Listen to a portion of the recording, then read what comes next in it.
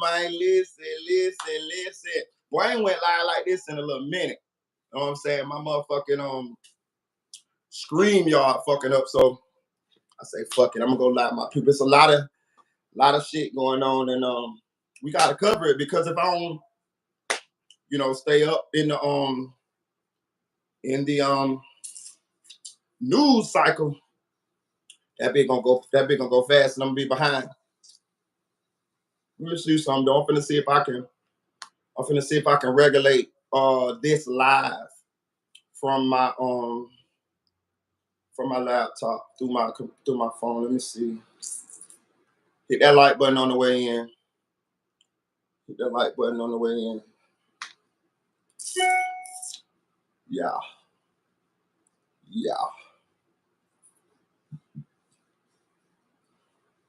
Damn, I didn't even cut. Did I cut the monetization on?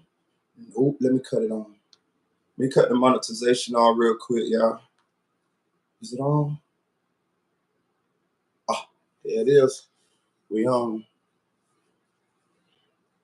hit that like button on the way in. I'm trying to see if I can regulate that bit through my laptop. Let me see. Yeah, but we got a lot of stuff to talk about today. We got Ratchet TV, as you can see. The internet done caught up and got smart on their dumb ass, and everybody on this top.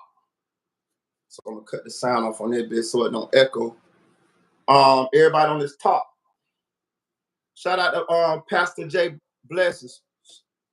Everybody on this top. But look, right here, we was already on that shit from the start. Shout out to Ronald Mack, my nigga from the west side, from the West Coast. To my gangland. Ronald Mack was on his top last night.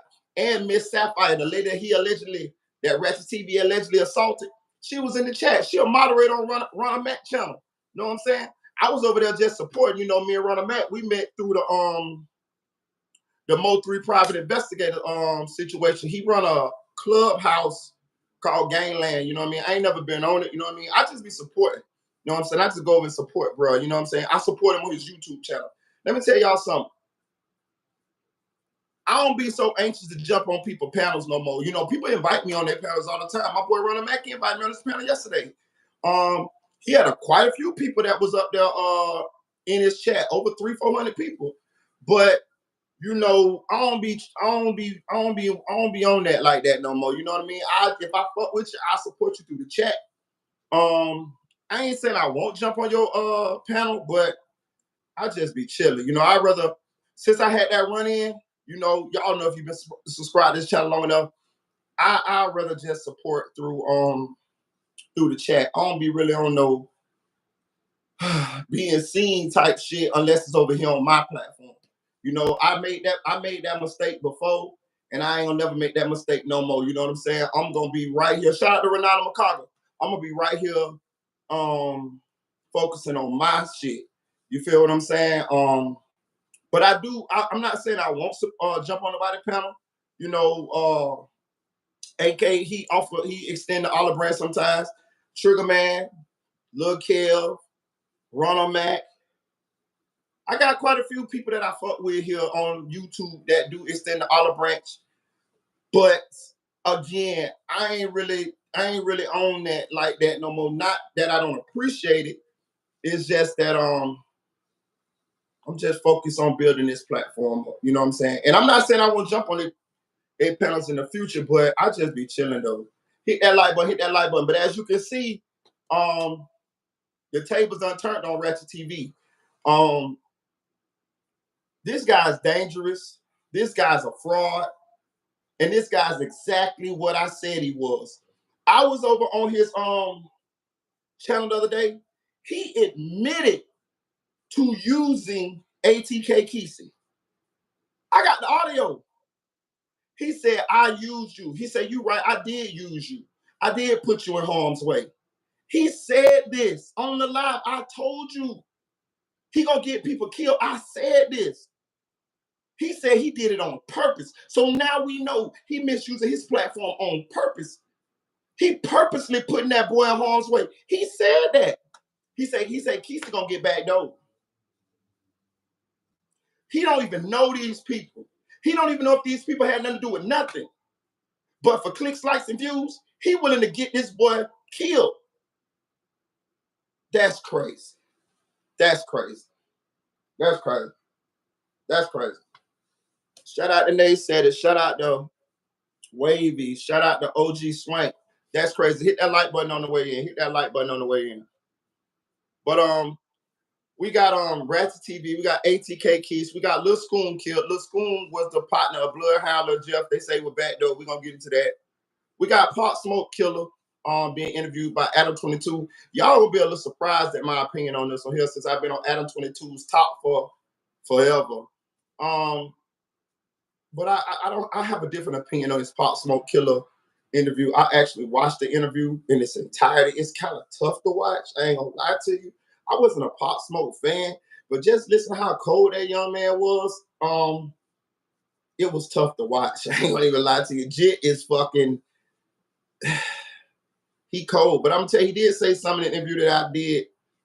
It did resonate with me. It was the same thing I always be talking about. It's about the families. And he was saying that he did have his father. You know what I'm saying? And that kind of, he feel like that kind of sent him down the path that he was on. And I hear this tune over and over again, but it don't seem like enough people be hearing this. You know what I'm saying? It don't seem like enough people be hearing this. Oh, and we got Lil Durk's son. We got Lil Durk's son. And that's what I'm going to get into first. I'm going to get into Lil Durk's son first. Hit the like button. Hit the like button on the way in. Hit the like button on the way in. Let me jump in the chat. Let me say salute to the chat. We're going to get into Lil Durk's son.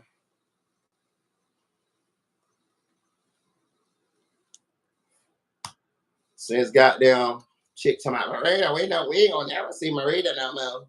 Shout out to the chicks 1,000, aka the chick 1K.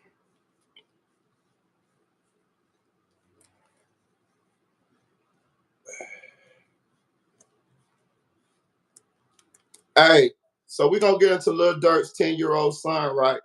I'm not on StreamYard, so I ain't gonna be able to regulate and put all the shit on the stream for y'all tonight, but y'all just rock out with me though.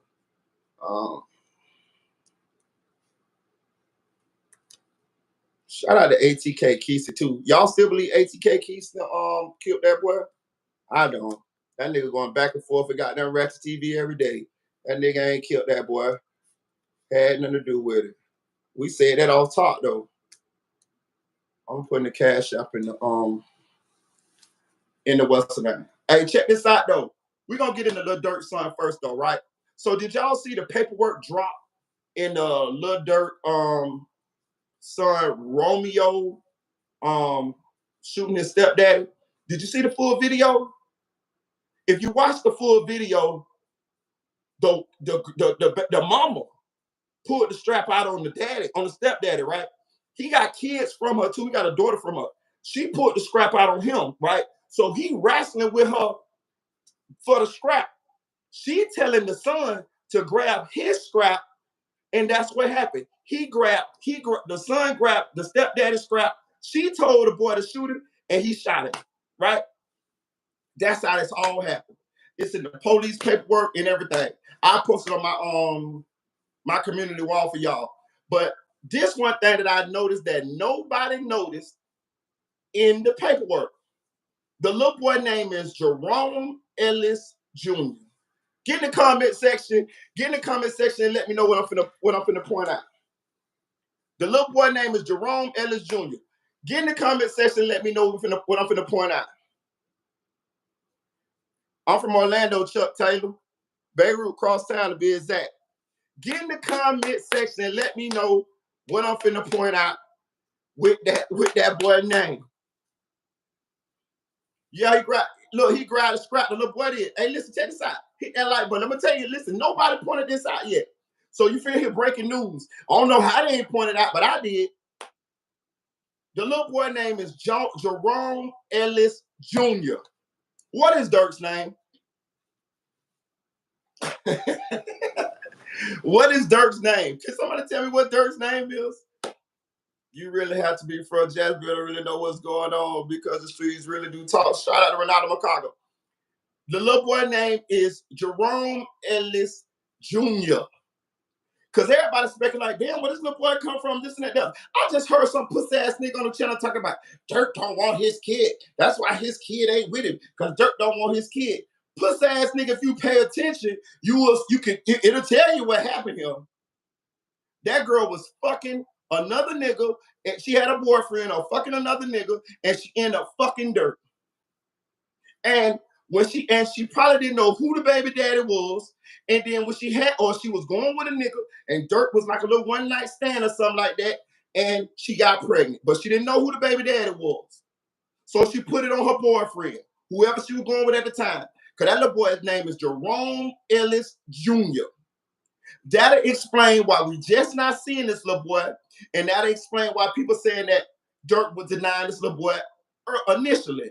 Because the little nigga named Jerome Ellis Jr. You feel me? If you shout out Sugar Man, tell him goddamn me, hey, that's why Durk was just not claiming the little boy. He didn't know if that was his son for real. The little boy name is Jerome Ellis Jr. As far as I know, Durk name is Durk Banks.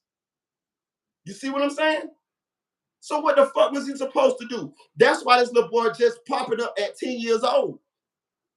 You see? Most likely they had a DNA test and that proved that Durk was that little boy's daddy, and that's why that little boy is just popping up. But I'm hearing bloggers talk about Durk don't want his son with him and this and that. Get the fuck out of here. That nigga named Jerome Ellis Jr. Romeo. His last name ain't Banks. The junior gave it away. She put the baby on a whole nother nigga. Look at the paperwork, y'all. I don't hear nobody saying that. I say, damn, this little boy named Jerome Ellis Jr.? No wonder Durk, no wonder we just seeing this little boy. It's right there in the paperwork. I'm like, damn, nobody ain't peeped this yet. I see it's a nigga on here right now talking about, oh, Durk don't want his son with him and he don't care about his son. And I'm like, come on, bro. Come on, bro. You do not know that. They probably just did a DNA test, just found out that that's his son. That's when he got the little boy, and now everything is everything. And another thing, you can't just come take these women kids. You feel me? Like I see people talk about Durk need to get his son this, that. Listen, it ain't just that easy. You know what I'm saying? Sometimes these kids don't want to go with their daddy, especially if they ain't been with their daddy. You feel what I'm saying? You can't force these kids to go. Well, you can, but you shouldn't. You feel what I'm saying? Like, if this little boy ain't had no relationship with Durk all these years, right? Not really, because Durk didn't know it was his kid. He denied him. His name's Jerome Ellis Jr. Bitch, we gotta have a DNA. Durk probably like, bitch, I don't even gotta have no DNA. You had a whole boyfriend. I just hit you one time. He probably was seriously thinking this ain't his kid. You feel me? So it wasn't no situation where he didn't know. In a situation like that, I probably would do the same thing. I'd be like, man, that ain't my motherfucking baby. You got a boyfriend, which means you just did something one time. What's the chance of it being my kid? You feel me? So it's not like he didn't want the little boy. It's just like, you see what happened once he found out the little boy he got him, don't he? He was with him when one of them. But I want to say this. Listen, and I ain't been on the mama page. AK, shout out my boy AK-47. He said he been on the mama Facebook page. He said she ratchet as fuck. That what the stepdaddy say too. If you pay attention. See, this is what I was talking about when I was talking about toxic mamas. That's why I kind of sat back and just let this shit play out, because I didn't know what was going on really. But now that the information is shaking its way out, we beginning to see the truth, what's really going on here. It ain't the stepdaddy looking like it wasn't his fault at all. The stepdaddy keep talking about the kid and all type of shit. The stepdaddy keep talking about, like, you know, he still love the kid, this and that. He say it's the mama. Bro, it's the such thing as toxic mamas, bro. They hell, I'm trying to tell you. She told that little boy to shoot that man. The man had a scrap on his hip. If he wanted to kill this hoe, he could have been put his scrap and killed her. So his story about trying to get the gun from her makes sense. It makes sense. Think about it. He had a scrap on him. She had her own scrap. Shit, she had up that bitch. Just say he was wrestling with the gun. And she told the little boy, hey, get his strap and shoot him. And that's what the little boy did. And in the paperwork, the little boy say, my mama get mad real fast and she be yelling a lot, this and that. That's what the daddy said. You know what I'm saying? Just look at her track record. We know she was fucking two niggas at the same time because that little boy name is Jerome Ellis Jr. And it came out to be Durk Banks, baby. So you cost that little boy 10 years or 9, however long you know Lil Durk, of not knowing his real daddy. You caused him to be emotionally connected to another nigga that ain't even his daddy. Now he got the emotionally somewhat disconnect from the nigga that ain't his daddy, but you told was his daddy, and now he got to get emotionally connected to his real daddy, who is Durk, who he don't even fucking know. But do you see? Do you see? But ain't nobody gonna say nothing about that. Ain't nobody gonna say nothing about that. All they gonna say is, oh, the dude shouldn't have been out there. Man, that man say he was trying to keep that hoe from shooting him. You know what I mean? He said she pulled her gun out and he grabbed that bitch like, hey, bitch, don't shoot me. You know what I mean? And while that was happening, that's what we saw. He say she told her son, her 10-year-old son, grab his gun and shoot him. And he grabbed his stepdaddy gun off his stepdaddy hip and toxic mama. Toxic mama. And I think they took the little boy too. I don't know if he back yet, but they took the little boy. Know what I'm saying? I'm telling you what's going on. It's in the paperwork. I seen the paperwork. I posted on my community wall a little bit. Hit the like button, y'all. Hit the like button. Yeah, so shout out to you, Chuck Taylor. Appreciate you. Chuck Taylor said, I'm from Liberia. Okay, Broward. Straight up. Appreciate you, man. Florida boy in the building. You know how I go. You know how I go. Now let's get to this pussy ass nigga Ratchet TV. Look, man. I don't like this nigga. I don't really know the nigga. He been on my platform one time, but I don't like the nigga. I don't. Period. It's nothing from what I seen, what he did just here with this. And I already been heard the stories about him. You know what I mean? You know, people tell me shit. You know, we talk. People, the YouTube stream, people talk. But with his misuse of his platform, as far as him and Marita boy ever being cool, nah. Never. Never. I don't like him, period. I like them ATK jits more than I like Ratchet TV. I'm telling you some real shit. I like ATK keys, Tay shots, what are they? Foolio from the fold, all of them. I like Ace, Young and Ace. I like every one of them little kids, them little ATK niggas, way more than I like Ratchet TV. Real shit. Real shit. I don't like that nigga, bro. Bro, I recorded that nigga the other night. He said on his platform, he said, yes, I use ATK keys. Yes, I put him in danger. Huh?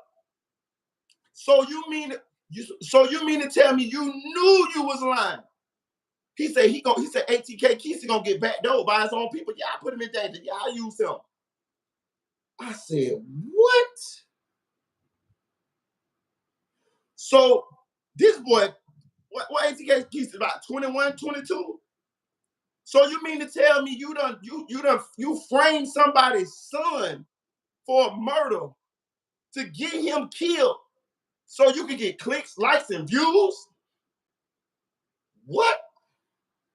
This nigga gotta be stopped. But I'm gonna tell you something what he meant. I'm gonna tell you something what he not paying attention to. Them little motherfucking ATK jits, they out there in Texas, bitch. Why you keep that motherfucker talking about YouTube and all this pussy ass shit? Hit that like button. In Jacksonville and all this shit. Them little motherfucking, them little motherfucking ATK jits is in Texas, bitch. Right out there where you at. Ooh, I can't wait to run into the motherfuckers. Ooh. Listen, I can't wait until you run into them little motherfucking ATK jits. I'm gonna be cheering for they motherfucking ass. I'm on ATK side, dog. I don't know about the Foolio shit, but the battle between ATK versus Ratchet, I'm totally ATK. Nigga, if they put a motherfucking a play together to get that nigga, I'm on their side, nigga. I swear to God, bro, this nigga hell. Bro, this nigga be cross-dressing, calling the police. What else he be doing? Fucking with people, children, framing people, lying. Man, fuck that nigga, man. Shout out Sweet Baby Strawberry. I can't listen, bro. Y'all can tell him I said it. I don't give a fuck. I feel strongly about this shit. For real. I told y'all, when I feel strongly about some shit, it ain't nothing you can tell me. It ain't nothing you can tell me. That's why I'm speaking out on this shit. Bro, and I'm gonna tell you something too. If us bloggers don't speak out on it, who else will? Bro, we have to check our own. We got to check out this a fraternity. He our peers. We have to check this type of shit. Real shit. This is the worst you can get. Listen, I know people put together plays and publicity stunts and all of that. Hey man, okay, I can kind of see that because I'm not gonna do it, but I can understand that. You know, you might be on the type of where it's like acting or comedy or entertainment. You might be more on that side of YouTube more so than putting the facts out there. I get it.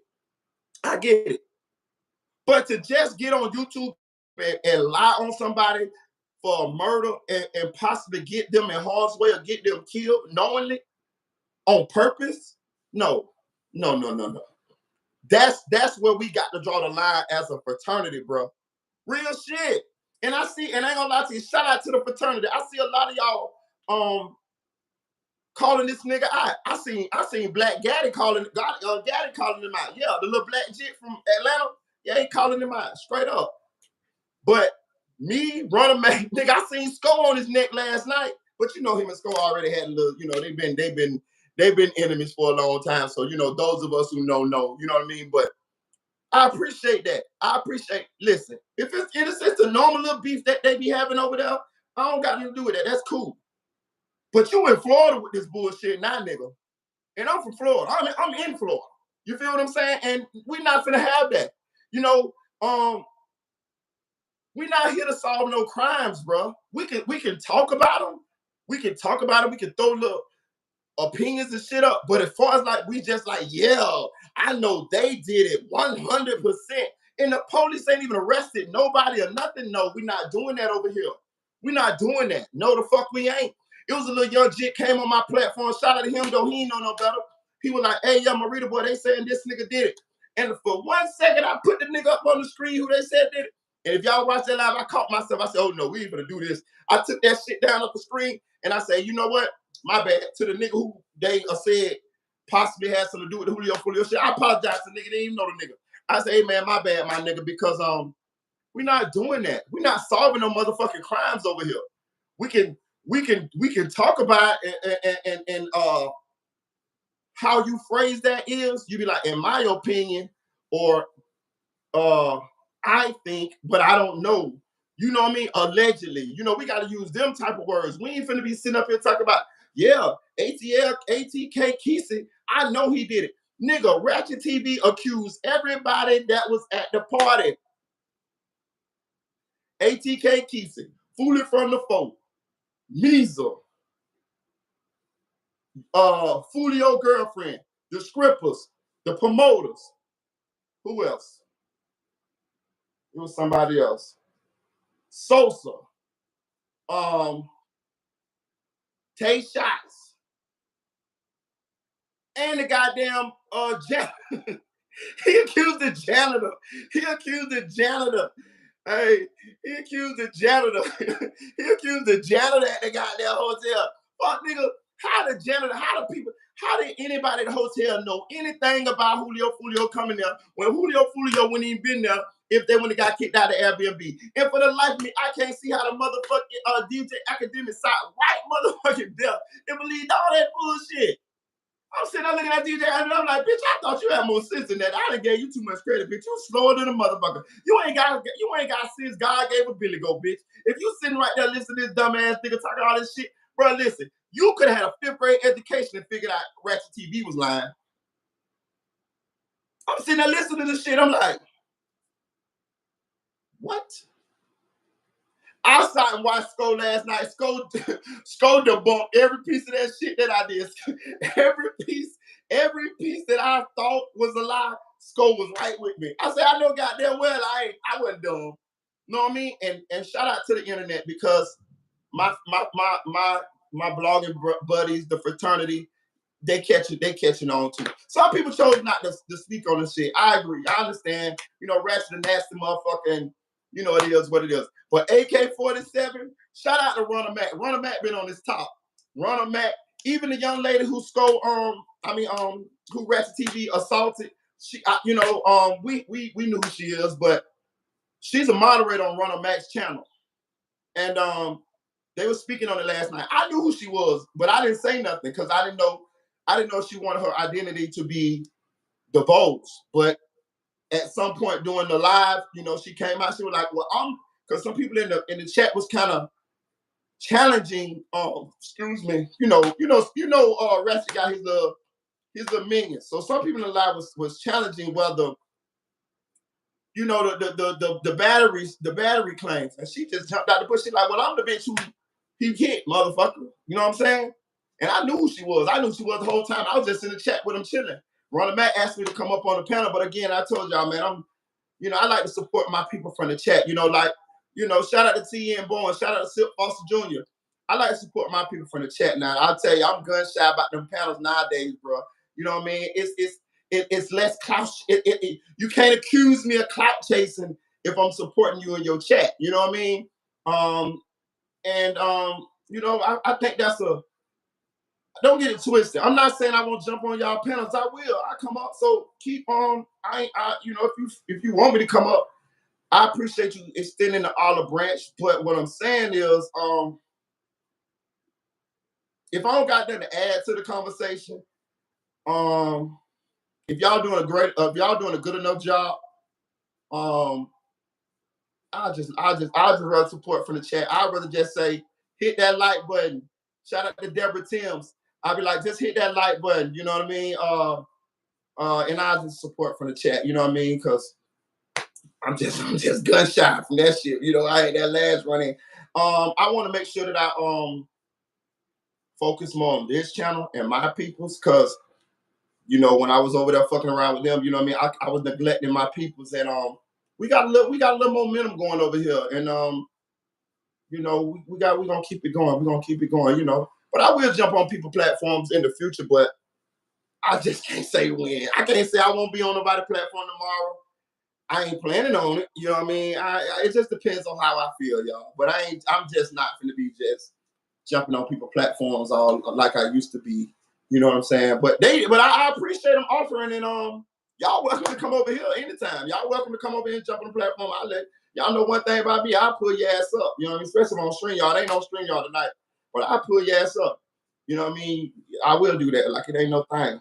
I want to get into the Pop Smoke. We're gonna bounce back and forth, but I want to get into because I want to talk my shit about Ratchet again, and I'm gonna go into ATK keys too.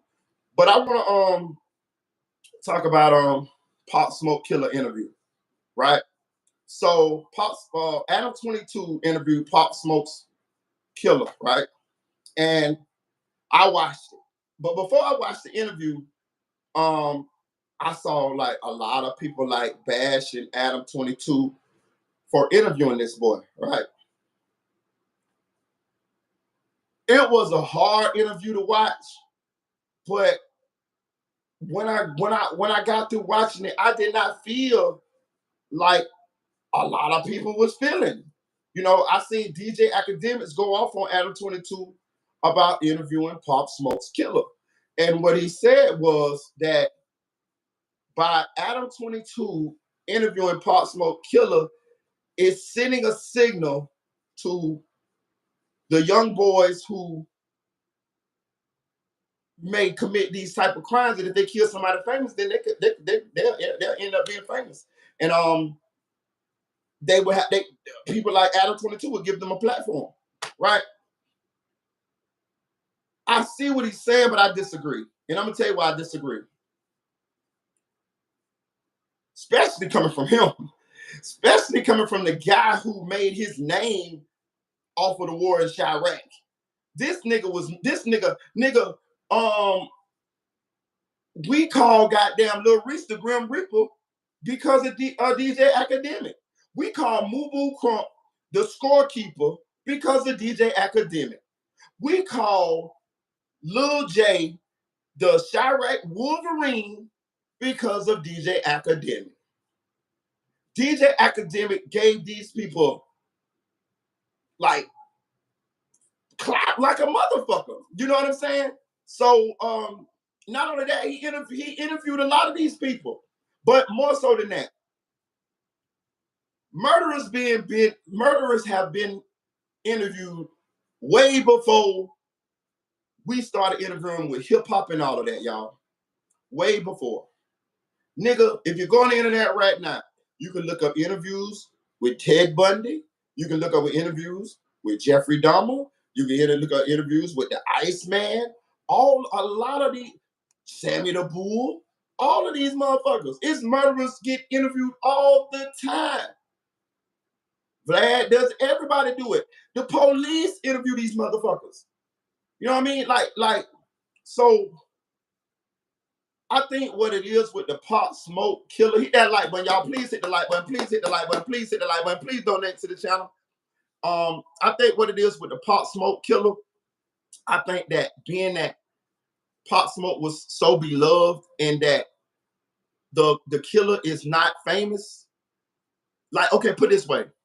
They interviewed King Von. Part of King Von's mystique and aura is because he had bodies. I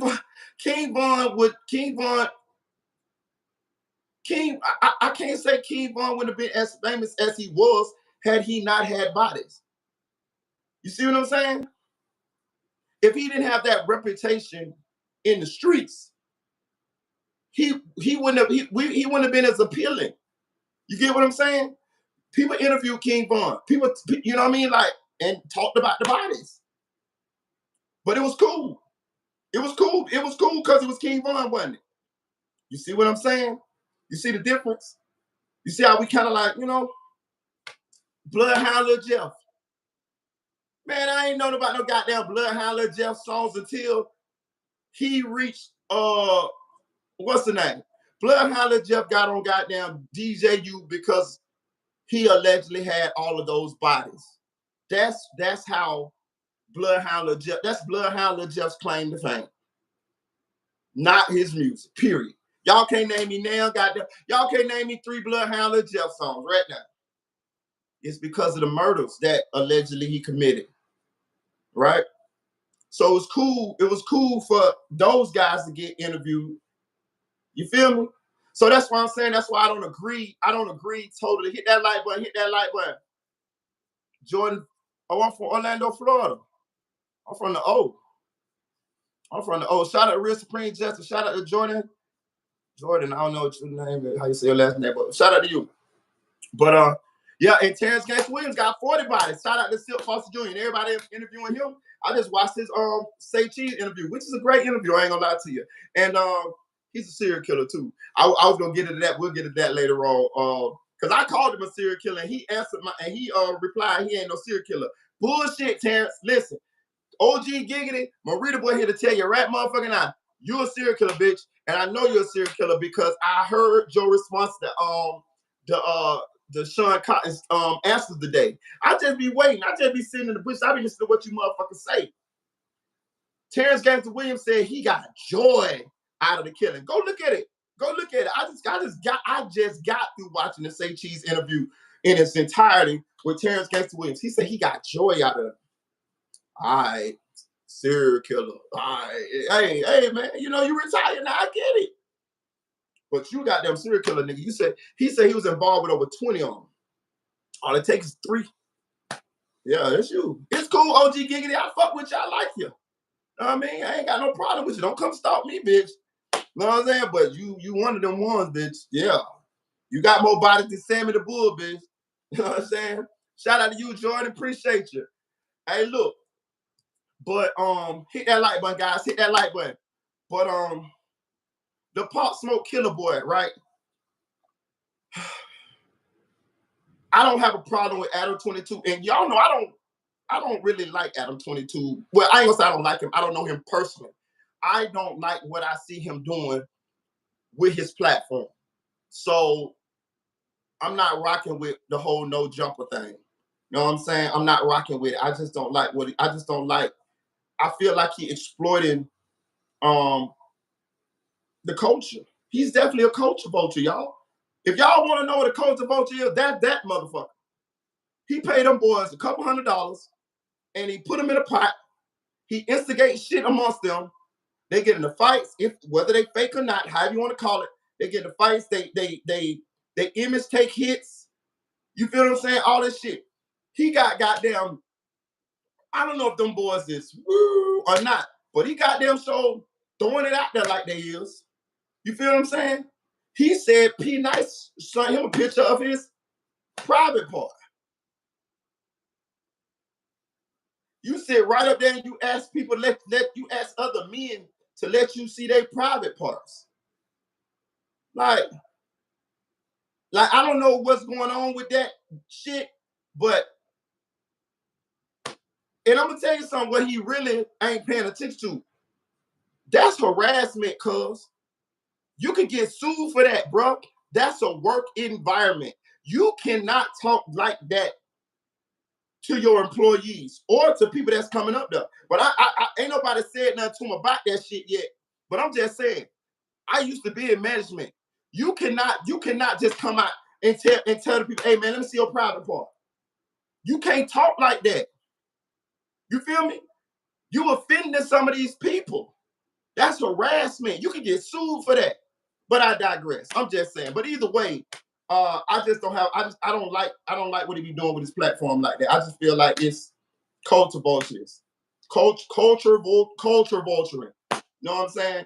You want to use all of those minorities because it's Latinos in there too.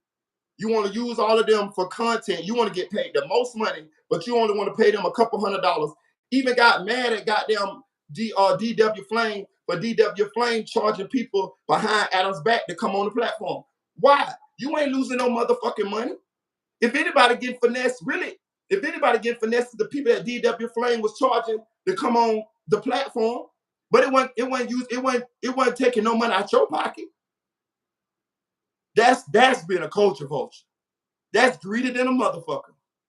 So since you want to pay me $200, $300 for me to come up there, and I done found a way to make money for me coming up there, you want to get mad at that, but you don't want to pay me $2,500. It ain't no money coming out your pocket, Adam. You see, that's been a culture vulture. That bitch needs to be canceled. And I'm gonna tell you another thing. What's gonna happen? Somebody seriously gonna get hurt up there on that motherfucking platform. You watch what I tell you here.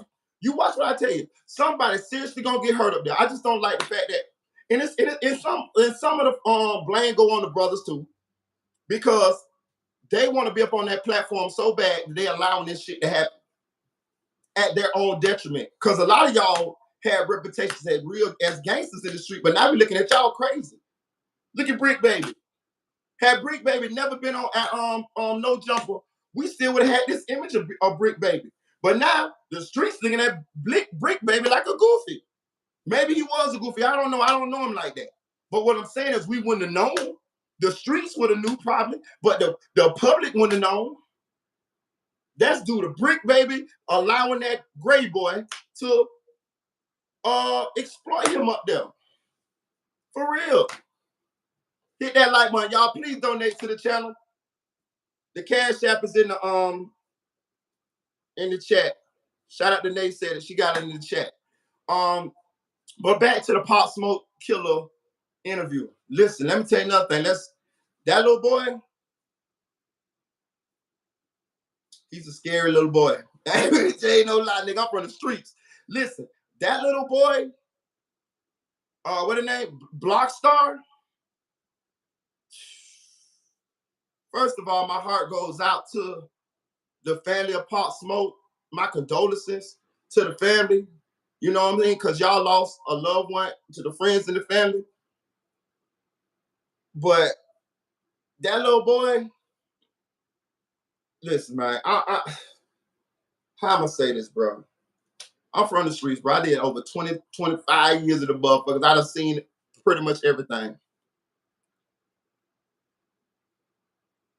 That little boy, I don't think his future very bright. I'm trying to say this in a nice way. You know, I don't think his future very bright. Listen to him talk, listening to his reasoning as to why he did that to Pop Smoke, looking at his eyes, listening to the things he says. I'm somebody that I guess I'm from the streets. So I'm a nigga from the streets, right? That little boy dangerous. That little boy is dangerous. Listening to the way he thinks, listening to his reasoning. Shout out to M-Rose. Listening to his reasoning. Shout out to Hard Rocker. Listening to his reasoning. I don't want to speak death on the little man because I hope he make it, bro. Because I do, in a roundabout way, I like him. I like him because I'm from the streets, and I feel like if I want to help him, I feel like he would be somebody that I would love to help. He'll be somebody that I would love to talk to and to try to steer the right way. But listening to him, I think he got a slim chance of making it, y'all. I ain't gonna even tell you no lie, bro. I ain't gonna tell you no lie, bro. I'm listening to him, bro. SLK said, bro, his life is basically over. They all look at him like a killer because social media where he got left. That's what I'm saying. Like I think that little boy, he say he get into shit almost every other day that could cost him his life. Listen, bro, that's too regularly. One day, and if you stay in the streets with that rate, one day it's gonna be your day. One day it's gonna be soon gonna be your day. You know what I mean? Like, let me tell y'all what they don't tell you about the streets. When you in the streets, some days you got to take breaks. Sometimes you got to check out. You got to relax. You got to go lay up with your lady. You got to go, you know what I mean, chill out for a couple of days. You know what I mean? Like, you can't just be 24/7 in the streets all the time. That heighten your chances of it being your day. You got to sit on the bench sometime. You feel me? Shit. Shout out to Bobo Anderson. Yeah, shout out to AT. Yeah, bro. Oh yeah, I'm gonna speak on SCOOM. I'm gonna speak on Lil Schoon. Just chill. But sometimes you got to chill out, bro. You can't be in the streets head first every day, all day. Nigga, some days we go lay up with bitches. Some days we might go tuck off. You feel what I'm saying? Like some days we relax, man. You know what I'm saying? And what that do is that just it give you breaks from being out there, bro. Because if you out there every day, all day, you're gonna speed your chances up, either going to jail, getting hurt, or getting killed. You know what I mean? Like I remember plenty of times I used to go just chill, lay up with a bit for like 2 days. Even when I was serving, you know what do? I have you know, service on my phone. They call me, I have them pull up. You know what I mean? If I'm at a hotel, pull up. When I was a jet, we used to be at hotels. I have them pull up to the hotel. Hey, pull up to the hotel. What you want, 100? All right, pull up to the hotel. Boom. I have me a little, you know what I mean, a little something laid in the bed, you know, a little bag, a little something laid up in the bed. Boom, you know what I mean? I go downstairs real quick, serve the little J, you know what I mean, for the 100. I done made $100. Go back up there, roll up me some, smoke, get on again. You know, I'm ducked out. My homies call me, bro, where you at, bro? I'm chilling, bro. Y'all, hey, everything good? Yeah, everything good. Don't fuck around and I be done made $300-400 that day. That same crackhead done call back 3-4 times. Oh, I'm laid up now. I can pay my room for another week. Oh, I'm laid up.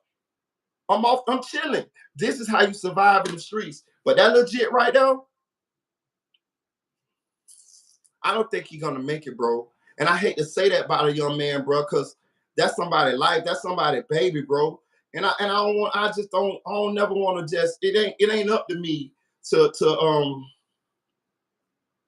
say that. But I'm just saying, just listening to him talk, listen to what he think.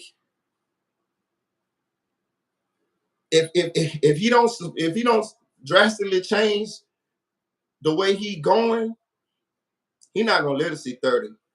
He gonna either be in prison for the rest of his life. And I'm gonna say this too. While he was on No Jumper, he actually had a warrant then. He cut his electric monitor off. He said that they told him that he was only supposed to be on it for 30 days.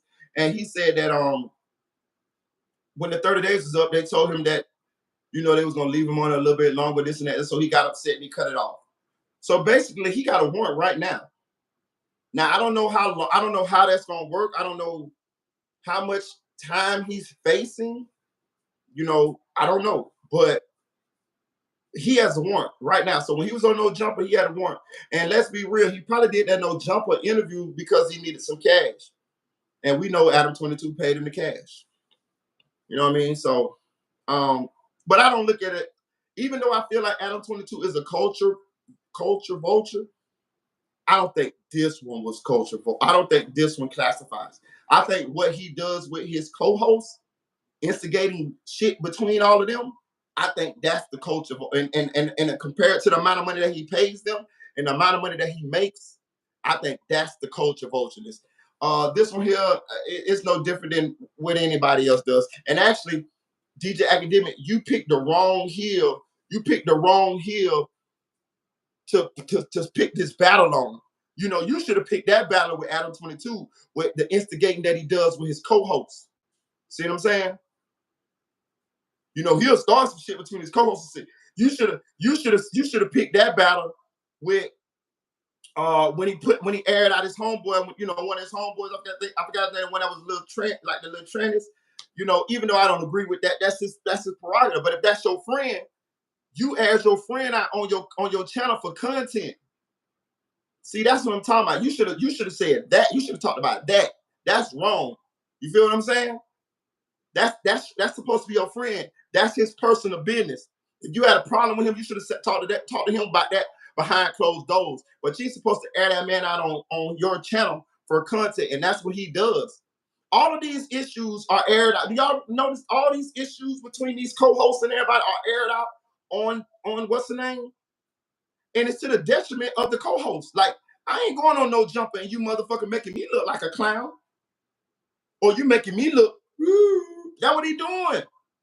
Like, I don't understand. He supposed to be real deal gangster niggas. But anyway, I digress. So, the Pop Smoke killer dude, or that ain't Blockstar, I wish you the best, little homie, but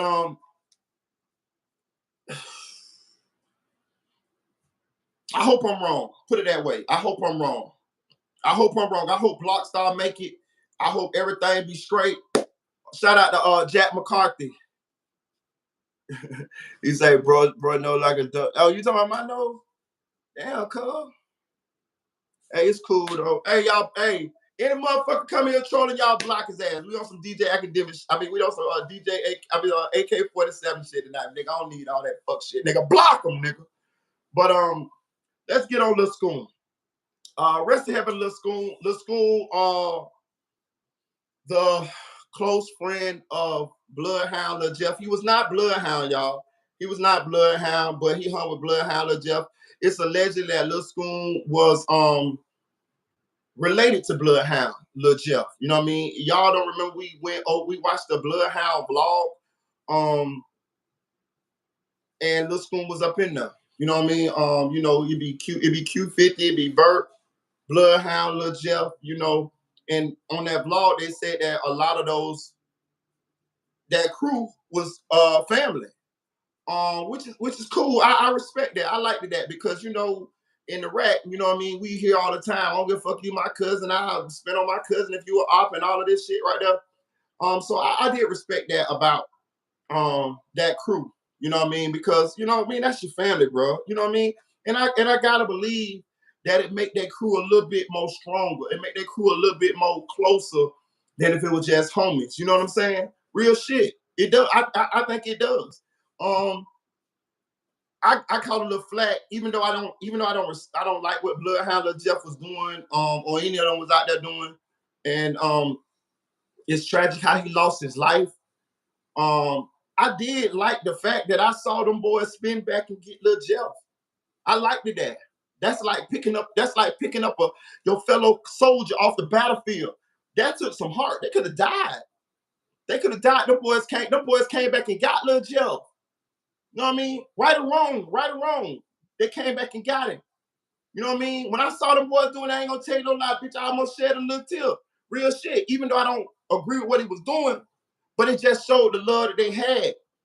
You know what I mean? Like, the boys could have died coming back to get Lil Jeff, bro. They came back and got him. Real shit. Carry him on. No man left behind. You know? But the story behind Lil Schoon is that Lil Schoon was cool with No Limit, right? We know No Limit, Wet 'Em Up, G Herbo, Lil Drenches, all of that right there. The story is, it's a yeah, Q50 and them definitely could have died. Super dangerous. For real, shout out to AT. Hey, listen, hit that like button, y'all. Hit that like button on the way in. Please donate to the channel. Hey, put Cash App in the chat form, y'all. Appreciate you. But the story behind Lil Schoon is they said Lil Schoon was next up. Lil Schoon, you know, he was doing this thing on the music, you know, and he was cold. I listened to a couple of his songs. I like the Lil Schoon. And especially with the drill, you know, he did the drill shit. And they say that he got killed on his block, bro. They say he got killed on his block. They say his mama came and spoke out and say right before Lil Schoon was murdered, he called her. He called his mama and told his mama that his homies was acting weird. And she said a couple minutes later, a little bit later, she got a phone call saying he had been killed. So she's saying that he was backdoor. That's what Lil Schoon's mama saying, right? This is what the street's saying with Lil Schoon. The street's saying that Lil Schoon was told, or his homies, because he's not Bloodhound. Lil Schoon is not Bloodhound. He just rode with them real tight, and he was allegedly related to Lil Jeff.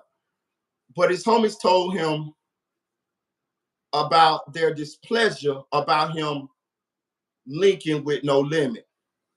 And they say Lil Schoon, you know, he ended up doing songs. He just did a song with a No Limit jit, with a little one on. Right?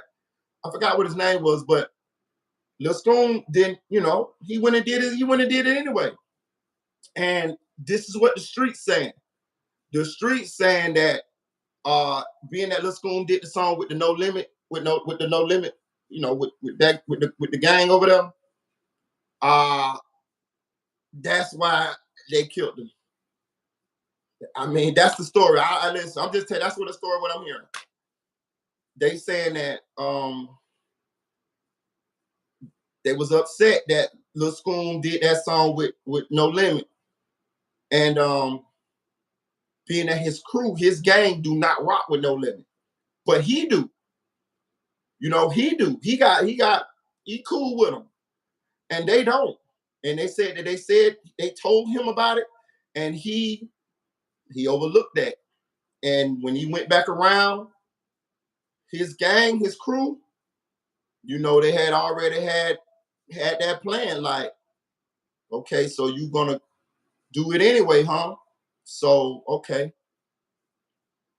So they played it off. So they told him, oh man, no, that shit fine, bro. We understand this and that. They're like, yeah, bro, you doing you, we get it. Like, you know, like told him like it wasn't no issue, but really it was an issue. And they saying that's what happened to Lil Schoon, bro. That's what they saying. That's what they saying. Shout out to Shadow Band. Say Schoon was the blue like Duck was the 63rd and 50 is 051 Jaro, etc.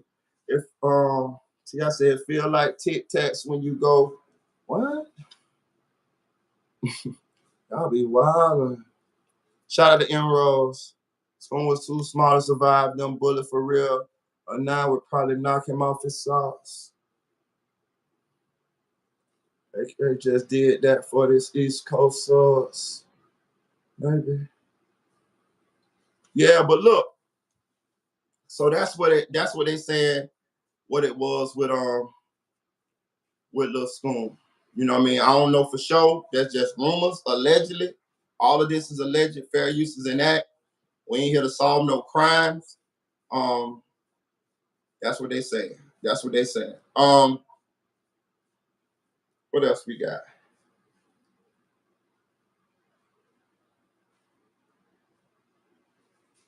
It's just sad. I ain't gonna tell y'all no lie though. I kind of want to talk about Lil Schoon for a little second though. It's just sad though, right? So you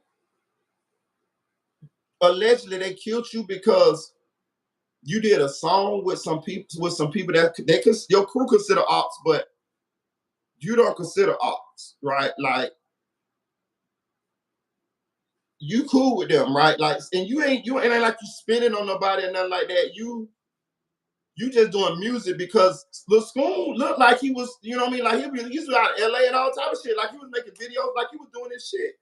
So it looked like he was gonna make it, like he was next up, like he was, you know, and they kill you because you did a song with who they consider to be ops. But I ain't gonna say I don't lie, bro. That gang shit like crazy as fuck. Like, you know, like in Florida, we loose gang bang, we neighborhood gang bang, but we don't all of that. Like, you like, no, we ain't doing all of that. Like, you know, it ain't that serious in Florida.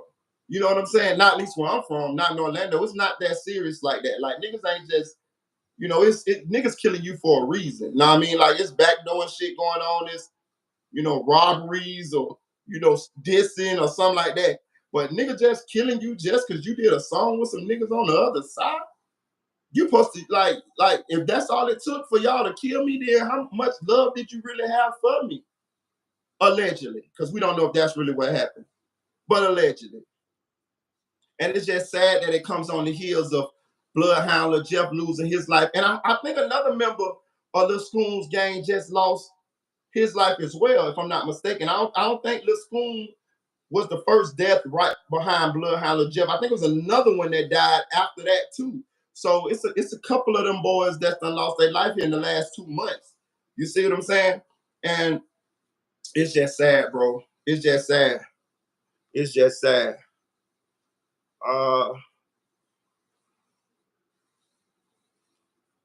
Yeah, y'all. Hey, where my moderators at? I need y'all to get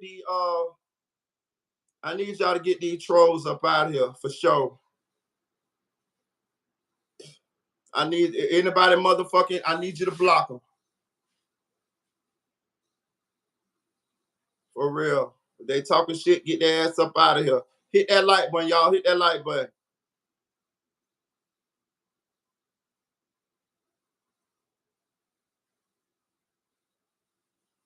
So what about Foolio? Let me see. My bad, y'all. I'm checking out this shit. Let me see. What about Foolio?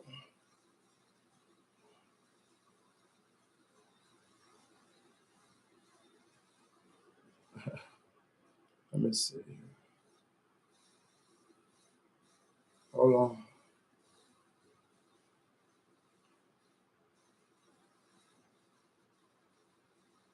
Yeah, that wasn't a good look for Lil Homie. Yeah. What's up, Eddie? Salute.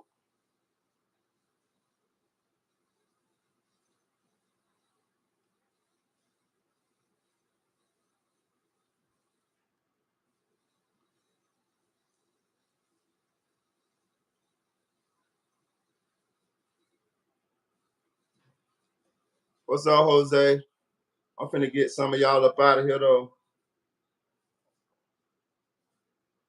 I need my mods to be on this chat, getting some of these people up out of here, though.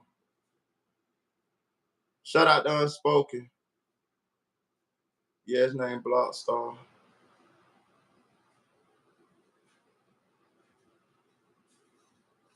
Yeah, y'all get them goofies up out of here. But Foolio. The nigga dead in the motherfucker, y'all. Listen, all this a doom dead, them been lie shit, all of that bullshit there. Listen, man, I be on this Instagram every day, bro. They still doing it. They still is doing posting videos of goddamn Michael Myers coming out of fires, calling him a demigod and all this, bro. Listen, man, listen, bro. You tell me who you seen that supposedly dead and the police reported them as dead and then they end up not being dead. I can only remember one incident, and I think that was like some lady had thought she killed her husband. She thought she put a hit out on her husband, but and the police faked it like it was like it went down, and then the husband popped up. That's it. But Foolio is dead, y'all. He's out of here. You know, now we did a video the other night on the voodoo shit and all of that. Now, if you believe he coming back, hey, man, that's on you. You know, I'm not here to confirm nor deny. That's your belief. I'm not, hey, you know what I mean? All I'm saying is, as of right now, his ass got flying around all day with baby wings on. You know what I'm talking about? My condolences to his family, you know what I'm saying, and all of that shit there. But he dead, man. He dead. He dead. I ain't got a dog in this fight. Do I wish he was dead? No, I ain't got nothing to do with that. But let's just keep it real. He dead. He dead. He dead. You know, even Tupac was dead. I mean, like 20 years, motherfuckers talking about, oh, Tupac, he ain't dead, he in Cuba, and come with me, all that bullshit. Nah, that man dead, man. I mean, like, y'all want to believe that shit if y'all want to. That's on y'all. But he's out of here. That's your ass, Mr. Postman. Like, I just got to be real with people at this point in time, because I'm not finna entertain this bullshit. He's dead. He's dead. You see him with black forces on. He out of here. You think they would have? You think they doctored that casket and all that type of shit to fake a nigga death? No, he's gone. Let him rest. He all right. Like Charleston White said, he campaigned for this hard. He campaigned harder than a bitch for this outcome. You know, it's a tragedy, but as far as like, I gotta stop short of feeling bad because he had plenty of opportunity to stop this shit, bro. Let's just be real. The man mama got shot 8 times. His girlfriend got a finger shot off. His ex-girlfriend got a finger shot off. He got shot like 4 times. And let's talk about this too. Word is allegedly, I don't know, but this is the word on the street. Foolio was getting them up out of here. They saying Foolio got bodies, man. Real shit. So when you add all that together, he didn't need to stop when his mama got shot 8 times, when his mama said she pleaded with him for him to change this course of action, this way of life. He didn't even give a fuck to the point where his mama got shot 8 times. Bro, your mama got shot 8 times, you don't even want to stop? You done got shot all these times? You got shot in your foot with a motherfucking chopper? Nigga, you could have lost your foot, nigga. I know a nigga that got shot in his ankle. My homeboy Mike got shot in his ankle with a chopper. It took that nigga 5 years to heal. He had to have so many different surgeries. They wanted to cut his leg off so bad. Plenty of times, I'm like, bro, they want to cut my leg off, bro. I'm talking about he was fucked up. Finally, they got him right. So he's still with the same bullshit. How can we really feel how we should feel about someone like him, like Foolio, that brought it on himself? I want to feel bad. I would for any other like innocent person or somebody, you know, who didn't campaign this hard, but he campaigned for this. And I don't got a dog in the fight. I really don't. I ain't on ATK side or KTA side. I ain't on nobody's side. I'm from Florida. I mean, it is what it is. I'm on the outside looking in, but I'm gonna call it straight. If you go back and look at Foolio videos, that nigga rolling around on the people dead graves. We smoking 23. Went to the goddamn people that had posters made of these people, dead people, went to the goddamn cemetery and goddamn made videos on these people's graves. It's the negative energy that he put out. We talk about this all the time here on this channel, and look at the way he died. Look at the way he died. That should a cautionary tale for those of us who still living and those who out there still indulging in these activities. What you gonna do? We gonna be smoking on you, or your ops gonna be smoking on you? Do you want them to be smoking on you? It's on you. Listen, we gonna blog on you. So either you gonna stop doing this shit and start and change your way of living, or we gonna be blogging on your black ass. And we gonna be smoking you. Ooh, ooh. Yeah, that's what we gonna do. What you wanna do? I want y'all to live. I want y'all to change. I want y'all to stop. But that's up on you. Y'all talking to somebody who used to be in the streets, who stopped being in the streets. And so far it's working, goddammit. I done outlived a lot of motherfuckers. You feel me? So it's on you. It's your choice. It's what you want to do. 26 years old. It ain't worth it, cuz. It ain't worth it. I mean, it's on y'all. But as far as who killed Foolio, we don't know. I know one thing. I don't believe ATK QUISE did. I don't. He's on, shout out to Numbers Once. He's on YouTube every day, going back and forth with Ratchet TV, trolling Ratchet TV. So hit that like button, y'all. Hit that like button, hit that like button. So if he killed Foolio, I don't think he would be bringing this much attention to himself. But then again, who knows? We living in a generation where motherfuckers will kill a motherfucker, go make a song about it, get on the internet and say, I did it. But in my opinion, do I think that ATK QUISE did this? No. I listening to Ratchet, even Ratchet TV himself said that he put ATK QUISE in harm's way. He said that he used him. He said that he did this so that ATK QUISE could get backdoored by his own people. Now that's a dirty motherfucker. That's a nasty motherfucker. That's a nasty. Listen, I just want y'all to understand this.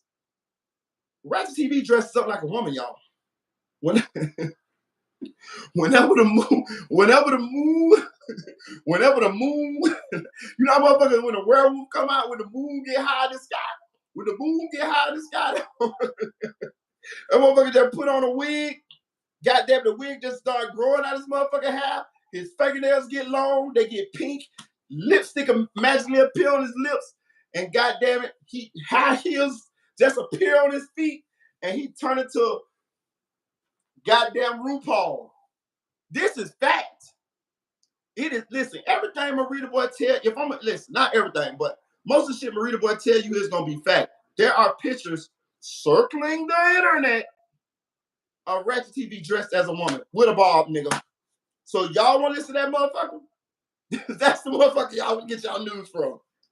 The motherfucker that cross-dressing. I'm just saying, like, I mean, you know, I'm just saying, like, and the crazy part about it is, that's why this shit is so dangerous, because a lot of people just get on the internet, and if the titles is salacious or the thumbnail is good enough, they click on it and they believe what people say. They believe what we say, but they don't really be knowing whether this person is a credible person or not to listen to. And they just get stuck right there, right? They just get stuck right there. You know, some of us, we veterans. Some of us veterans here. You know what I mean? Some of us here veterans. I'm a veteran because I'm in the community. I'm a blogger, so I know who got the good information. I know who more credible than others, right? But a lot of people don't. A lot of people just click on this shit and whatever title pop up, they believe it. Conspiracy theories, bullshit, and everything. And I think that's what be happening with Ratchet TV. I think a lot of people don't know. And how I know they don't know is because I had this discussion on my Facebook channel, and a lot of my Facebook friends did not know this about Ratchet TV. But they know not, because Marita done told them. Nigga, Marita put that guy, nigga, I put that goddamn picture of Ratchet TV with that goddamn Bob. Goddamn, you know what I mean? The people say, oh shit, that's Ratchet. I say, yeah, I told y'all. So the people that I got on my Facebook, nigga, I already done, I done told a nigga. For real. Shout out to another one. I done told him, hit that like button, y'all. Hit that like button, hit that like button. But shout out to Ronald Mack. Y'all go subscribe to this channel. He exposed the fuck out of Ratchet TV yesterday, along with the lady that Ratchet assaulted. She's a moderator over there. And they had a nice live going on yesterday. I was over there. I paid attention. You know, I chimed in the chat. Ronald Matt wanted me to come up on the panel, but you know, I just let him cook. You know, that was his moment. He doing his thing. Go ahead and cook. He cooked. He did good. He cooked. He went. I think he got a lot of views. I don't know if he went viral, but it circulated. Black Gotti. He on goddamn Ratchet TV top. And by now, I'm sure DJ Academic done caught wind to the lies, the fraud that is Ratchet TV. Right? So right now, what Ratchet TV is doing, he done reversed it, right? So this is what he's doing now. He's focusing on the back and forth trolling between him and ATK QUISE. That's what he's doing now. But it's all for clicks, likes, and views. I just want y'all to understand, those of you who may not have known, I want y'all to understand now that y'all done saw it, now that it's been proven, now that y'all done saw the nasty work that Ratchet TV has done, that he does. I want y'all to, I mean, y'all can watch what you want to watch. That's cool. I ain't telling you not to watch. I'm just telling you to know what it is when you see it. And I want you to understand how dangerous it is and how smart and how much responsibility that we're supposed to have with giving you guys the proper information, because it does matter. What if ATK QUISE is in harm's way or in danger because Ratchet TV done spreaded that rumor to over 1 million motherfuckers? Because he said this on DJ Academic platform as well, that ATK QUISE and everybody else who was at that party had something to do with the death of Foolio. We just see them kill Leaky brother for no reason. All reports, this man wasn't even in the streets. So you think they won't kill one of the people that was at that goddamn party just because it's a rumor that they had something to do with it, and it's all a rumor that Ratchet TV started? You see why I'm saying this is nasty work? This is nasty work here. This is nasty work. What is that? Slime? This is nasty motherfucking work. A cross-dressing motherfucker. I want to fight that nigga, y'all. I want to fight that nigga. I'll fight that nigga. I will. Y'all set it up. I know Scope been trying to fight him for a while, but I'll fight that nigga. I'll fight that nigga. I'll fight that nigga. I'll fight that nigga, y'all. Y'all set it up. Set it up. I want to fight him. I want to fight him. I'll fight that nigga for $200. I'll fight that nigga for $200. Nigga, I don't even really want no money. Just $200. Set it up. I'll fight that nigga. Real shit. Boy, he need his ass whooped for this shit. He need worse than that, but I ain't promoting no violence in that. So I get in the ring and fight that nigga for that. For real shit, bro. Real shit, bro. For real. ATK QUISE already want to fight. Don't worry about it, QUISE. I'll get him for you. For real. And I don't know if they had nothing to do with the shit or not, but I just know I don't believe so. And Ratchet TV said that he believed that it didn't have nothing to do with it. He said he used ATK. This is in his own words. If I was on StreamYard, I'll show you. He said that he used them in his own. He said he used him, and he knew that he put him in harm's way. That's nasty, bro. But I called that shit out. That's why I had to say something about that shit. For real. That man just interjected himself. Listen, let me tell you what he did. He's seen that this was he was happy when Foolio died. Listen, that's another thing I'm gonna tell y'all. Listen, y'all rappers, I told y'all this shit before. Y'all need to stop dying, because a lot of bloggers be happy as fuck when you die. They be happy when you die because that's like the stimulus package. Nigga, you ain't never seen so many new channels pop up until a rapper died. Because people know that's the time to make their channels. That's the time where they can get the most views and get and kicks off and it'll kick off their channel, right? Ratchet TV saw this as an opportunity. So what he decided to do was he decided to paint a narrative to where he can take control. Nigga, it was 2 bloggers that I seen. I ain't gonna call the other one out. It was 2 bloggers that I seen that made sure that they capitalized off of this Foolio situation. One blogger, I did the math, I swear to God. In 6 days, he made 60 or 70 videos on Foolio in the whole situation. In 6 days. Bro, I went to his comments, they were roasting his ass.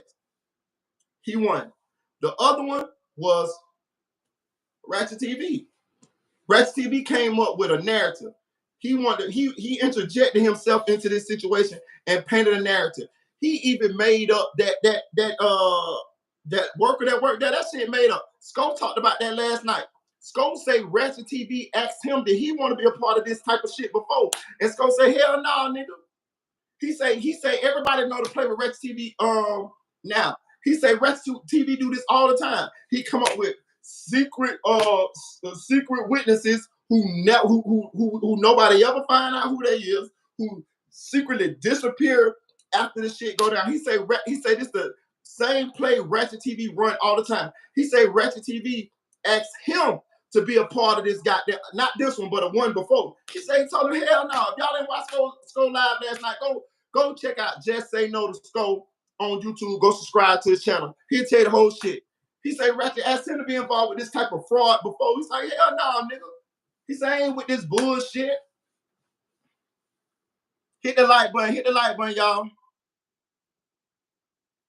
Hit the like button. Hey, look, donate to the channel, y'all. Hey, somebody put my cash app in the motherfucker. What's the name, man? Yeah, put my cash app in that shit. But Ratchet gotta be stopped, bro. He gotta be stopped. He gotta be stopped.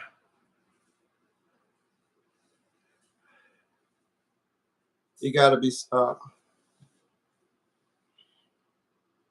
Ratchet got caught selling ass. Yeah, that's what I'm saying. This nigga be on the street corner selling.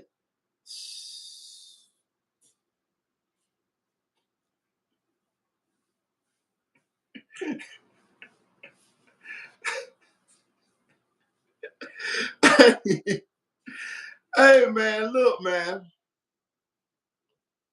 Bro, oh, look, man. Hey, man, look. I, for the life of me, I don't even understand how he even be having shit to talk about. Like, you got too many weird shits going on in your life, player. You beat bitches. You dress up like women. You got caught male prostitution. And some shit about, and some pedo shit going on around about you too. Bro, you look like Skeletor. Your nose nostrils be like there. Like, what? They say you on LSD. Like, what's going on, bro? Like, why your nose nostrils like that, bro? Like, what's going on with you, bro? You look like Lord Voldemort, bitch. I don't know, guys. Hit that like button, y'all. Hit that like button, y'all. Hit that like button. They say he be buying views too. I heard Sko say that too, but I cannot confirm nor deny that. But I can confirm the motherfucker cross-dressing. I see that motherfucker photo. That nigga look like this. That nigga look like Lord Baltimore with the ball. Know what I'm talking about? For real. Bro, I don't know listen, I don't know no other bloggers that dress up like women, bro. That nigga dress up like a woman. I seen that motherfucker. We got that shit. We got the proof. You know what I mean? Like, we ain't just lying on the nigga. Like, you know what I mean? This ain't defamation. We got the pictures. You know what I mean? Like, real shit. Like, you know. So, man, look, man. He got to be stopped, y'all. He got to be stopped. He has to be stopped before he gets somebody seriously hurt. So if it come down to the ATK jits against Ratchet, I'm with ATK jits. And I'm gonna tell you something. He keep talking that bullshit. Them ATK jits is in Texas, nigga. Keep talking that bullshit. I'm telling you, he keep talking that shit. He better stay inside that motherfucking house. Listen, I heard the ATK jits. Well, how am I say? No, let me change that. Let me rephrase that. I heard some people been asking around, trying to find out where Ratchet TV at. Keep on fucking around here. Keep fucking around. Keep fucking around. Listen, he ain't gotta come outside. He ain't gotta come outside. Them 762s going straight through that motherfucker. I'm just telling you. I heard that it's people been calling around trying to find out exactly where he at. If you know, you know. If you know, you know. It was said on live. Somebody said it on live. If y'all know, you know.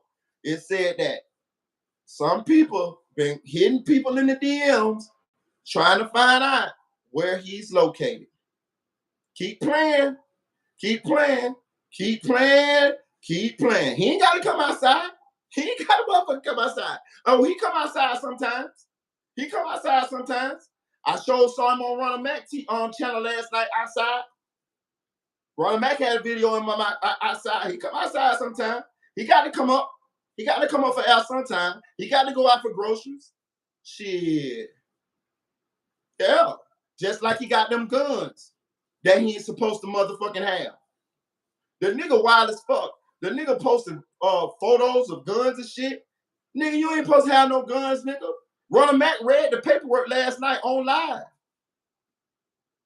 Nigga be talking all that shit. People in glass houses should not throw stones. Love putting the police on people. Know what I'm saying?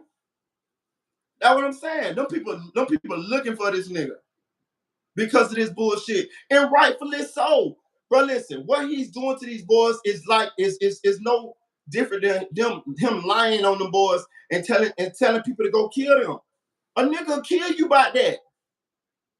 If you tell somebody that I did something and I ain't did shit, I will fuck you up about that. Yes, because if those people who you putting on me find me, they're gonna kill me off of false information.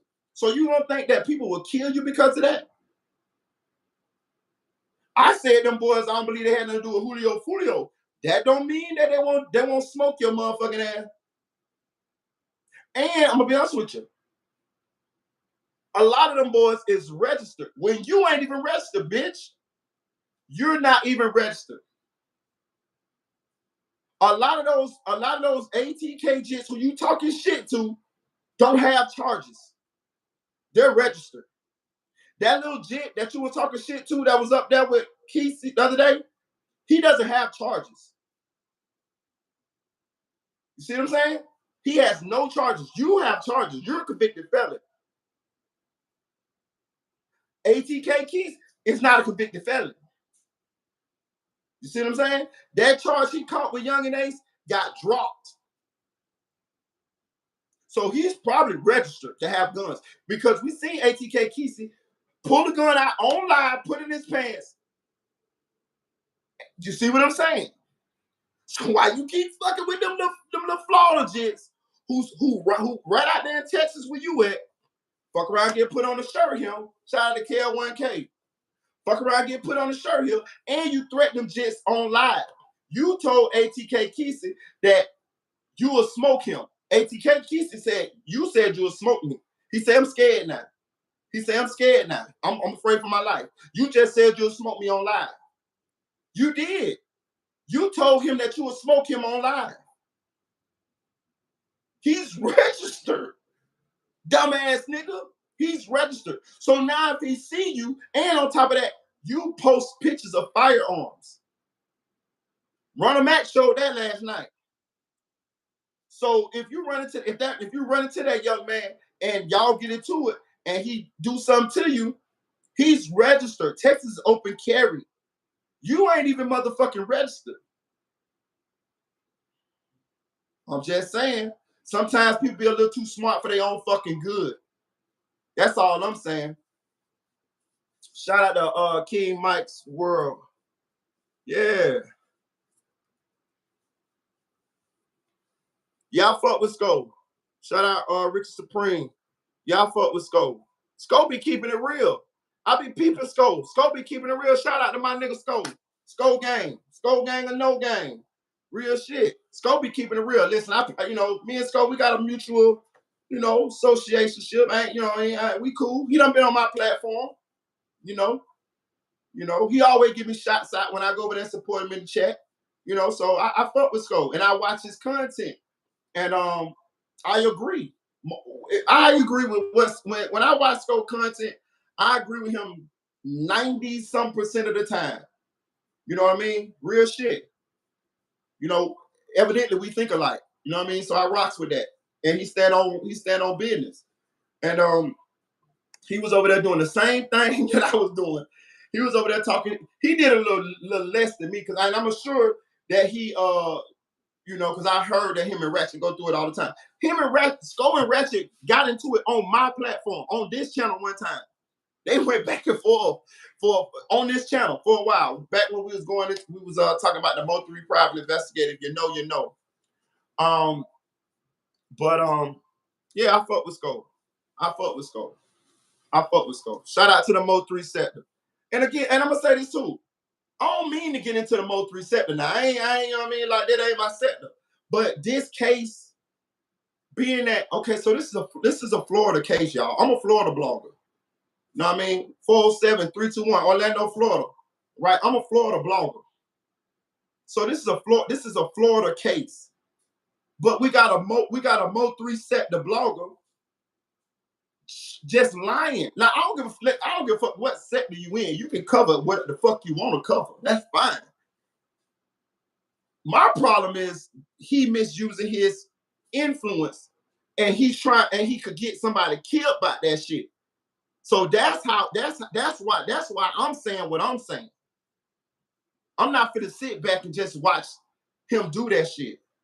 I'm not finna do that. I'm not finna wait till somebody get killed from this nigga lying on these jits. Know what I'm saying? Now, what we supposed to do, but you can do what you want to do, but I'm just telling you, we supposed to wait till these police arrest the motherfucker. And then we go from there. Listen, let me tell y'all something. Sometimes we know shit. As bloggers, we know shit. But we don't say, listen, bro, I'm just telling you this right now. It's a big case in hip-hop that bloggers already know who did what. But they ain't saying. Been new. And the reason why they ain't saying is because no arrest has been made. Through the blogger community, we know. We just sit back. Because it ain't our job to do the police job. We're not finna sit here and put nobody in motherfucking jail. Not the ones that I fuck with, not the ones that I know.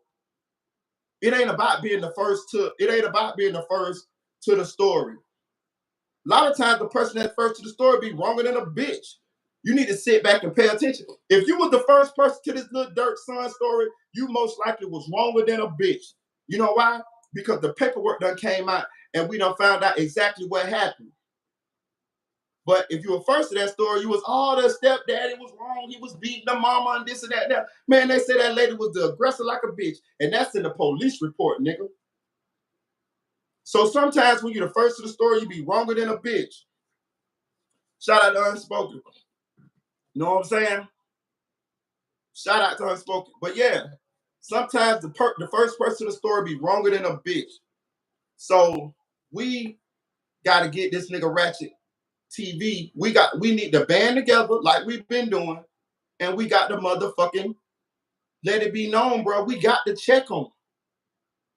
Cause what if that was your kid? What if that was your daughter that this nigga sitting up here using this platform and saying that they did this shit and they did this shit? What if he get one of those people killed?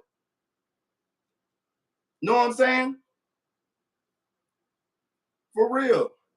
Listen. I feel strongly about this, and I will say this to his fucking face. He can pull up and we can go back and forth or whatever, or however we can fight and all that, because to me it's worth it. It's worth it. This is a hill worth dying on, because somebody could die with what this guy's doing. We're not here for that, bro. And if we don't check them, who gonna check them? We got to. This is our community. He's our peer. He is in the fraternity with us. Just like DJ Academic just so-called call himself checking Adam 22 about interviewing the Pop Smoke killer. We should do the same thing with Ratchet, and we are. Some of us, and salute to y'all, salute to Ronald Mack, salute to Scone, salute to Black Gotti, salute to me, salute to everybody else who out there calling this bullshit out. This is what we're supposed to do. A lot of shit we let go. These publicity stunts like King yelling them getting hit in the mouth with bats and that shit, lies and shit like that. Hey, that's harmless. But when you sitting there using your platform of over 100-some thousand people to frame people for murders, and these people have not even been arrested, no, and people are dying in this war, nah, we ain't going for that. Marita ain't going for that. Marita ain't going for that. Shout out to Chosen One. Yo, Chi-Town checking in. Shout out to Chi-Town. Shout out to the Rat. I agree. Shout out to Denise. We got to stand for something. That's what I'm saying. Not only that, he using, listen, everybody who go over there subscribing, all that, he using you. You know that, right? You know it's all about money. This is really what it's all about. This is clickbait, pretty much. It's just an elaborate form of clickbait. But it's clickbait. He's using you for money. This is not journalism at all. You feel me? Fuck. See, people be looking at the platforms and people be like, oh yeah, he got a lot of people. He must be telling you bullshit. Bullshit. You got people on here that just spin narratives. And the more salacious the title, the more salacious the narrative. They know that people like conspiracies. And if it seems like the person is saying something that ain't nobody else saying, then they know people are more likely to click on it. Like right now, if I would have put in the title, I know who killed Foolio, my numbers would have went up. But that's not the truth. That's not the truth. You see? You got to have some sort of integrity about yourself. When I run across people that do that shit, I block their ass. I get it. I tell YouTube, don't recommend me to them to me, none of that shit. It was one nigga, I forgot what the nigga named, CEO Media. I made a video about the nigga a while back. You know what I mean? Like real shit. Man, AK was talking about the nigga. Like, bro, no, we ain't doing that here. It's motherfuckers that really do research, do their due diligence, really do have information from people on the ground, people who really do call them and tell them shit. That's who you need to be listening to. And I ain't even saying it is me. But you need to be listening to somebody, if you really want the real shit. You need to be listening to somebody who got factual information. Not these motherfuckers that just be making shit out their head, accusing everybody at the hotel. This nigga said the people at the hotel had something to do with it. Can you explain to me how ATK gang got a gang member hired at the Home 2 hotel within 1 week, and that person kept dropped Foolio in them location and kept Foolio them from checking in? He said Measle had something to do with the murder. Then he said Measle was driving the car. So can you tell me how the fuck did can you tell me how was Measle in on the murder, but also was in the car when the car got Swiss cheese? Oh yeah, y'all, I'm finna set up Foolio. Wait, what you in, Measle? We in the scat pack. Yeah, we finna come around the corner, shoot this bitch up. Yeah, with me inside too. Kill all of us. Get the fuck out of here. But people believe in this bullshit.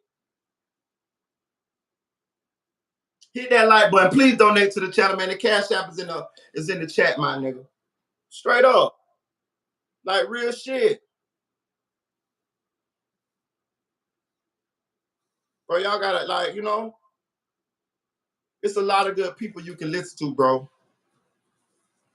Shout out to SLK, Some Like Clout TV, yo, Inglewood. It's some people that you can really listen to, bro. You know what I mean? And I mean, I'm not saying, you know, you can always come here and get good information, but I'm saying it's other bloggers too. I'm not just saying just me. It's other bloggers. You just got to know who they is. Sko have good information.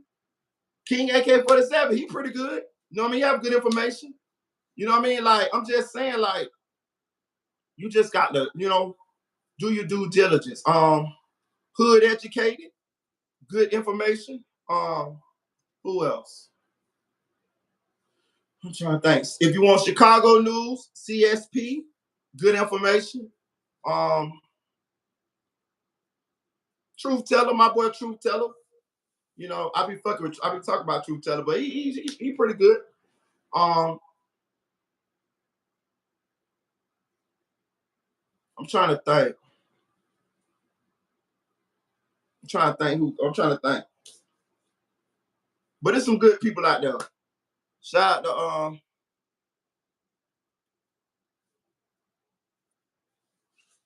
the chosen one. But yeah, real shit. Like you gotta be, you know what I mean? Like, I'm just trying to tell y'all, bro. Cause we see what's going on with people like Ratchet, bro. All right, what else we got going on? They say we got a Melly update, y'all. Let's check this out real quick. Hold on. Let me see.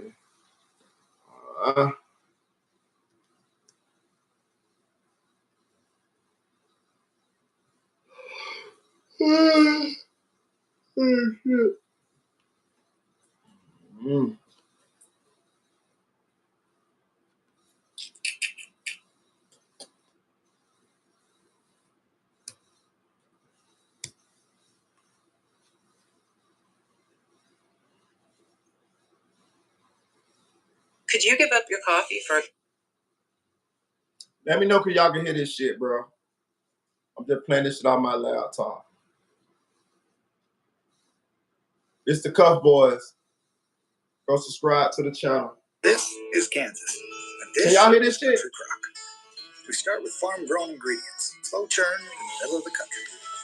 We've also We are now a year removed from the first YNW Melly double murder trial that ended in a jury. Melly's retrial was paused after the state appealed a judge's ruling that excluded evidence from Melly's phone records, emails, and social media posts. All right, boys, I know this trial's been crooked for months, but today I'm going to read a few documents. And Melly's former lawyer, Bradford Cohen, a very seasoned lawyer from Florida, posted a new document on Instagram today, and I'm going to read that because it's really interesting. Hit subscribe, like the video right now. Let's get right into it, boys. All right, so the first document we got here is order denying defendant's motion to set aside stay and order granting defendant's motion to modify stay to allow discovery to proceed. So when the state requested a stay on this case, they wanted it completely paused while the appellate court dealt with everything else. Melly's team wanted to proceed to get it going faster. The court cites this case right here, says the taking of depositions is not a judicial proceeding since the judge is not in attendance and since the deposition cannot be received into evidence. From 1985 and 1987, if depositions are not judicial proceedings, it stands to reason that no part of the discovery process can be a judicial proceeding. The state argues that the automatic stay provision divests this court of jurisdiction, and the 4th District Court of Appeal now has sole jurisdiction of the entire case. This is incorrect. They're saying the state is wrong. The court retains jurisdiction over discovery matters as well as all matters collateral to the subject matters on appeal, even though the case has been automatically stayed. While this court denies the vacator of the automatic stay, the preceding analysis is helpful in determining whether to partially modify the stay to allow for discovery and litigation related to discovery issues to proceed while the orders on appeal are pending before the 4th District Court of Appeals. The court finds that there are compelling circumstances to modify the stay to allow for discovery and discovery-related litigation to proceed while the rest of the case is stayed. So it sounds like the judge has a brain and wants this trial to be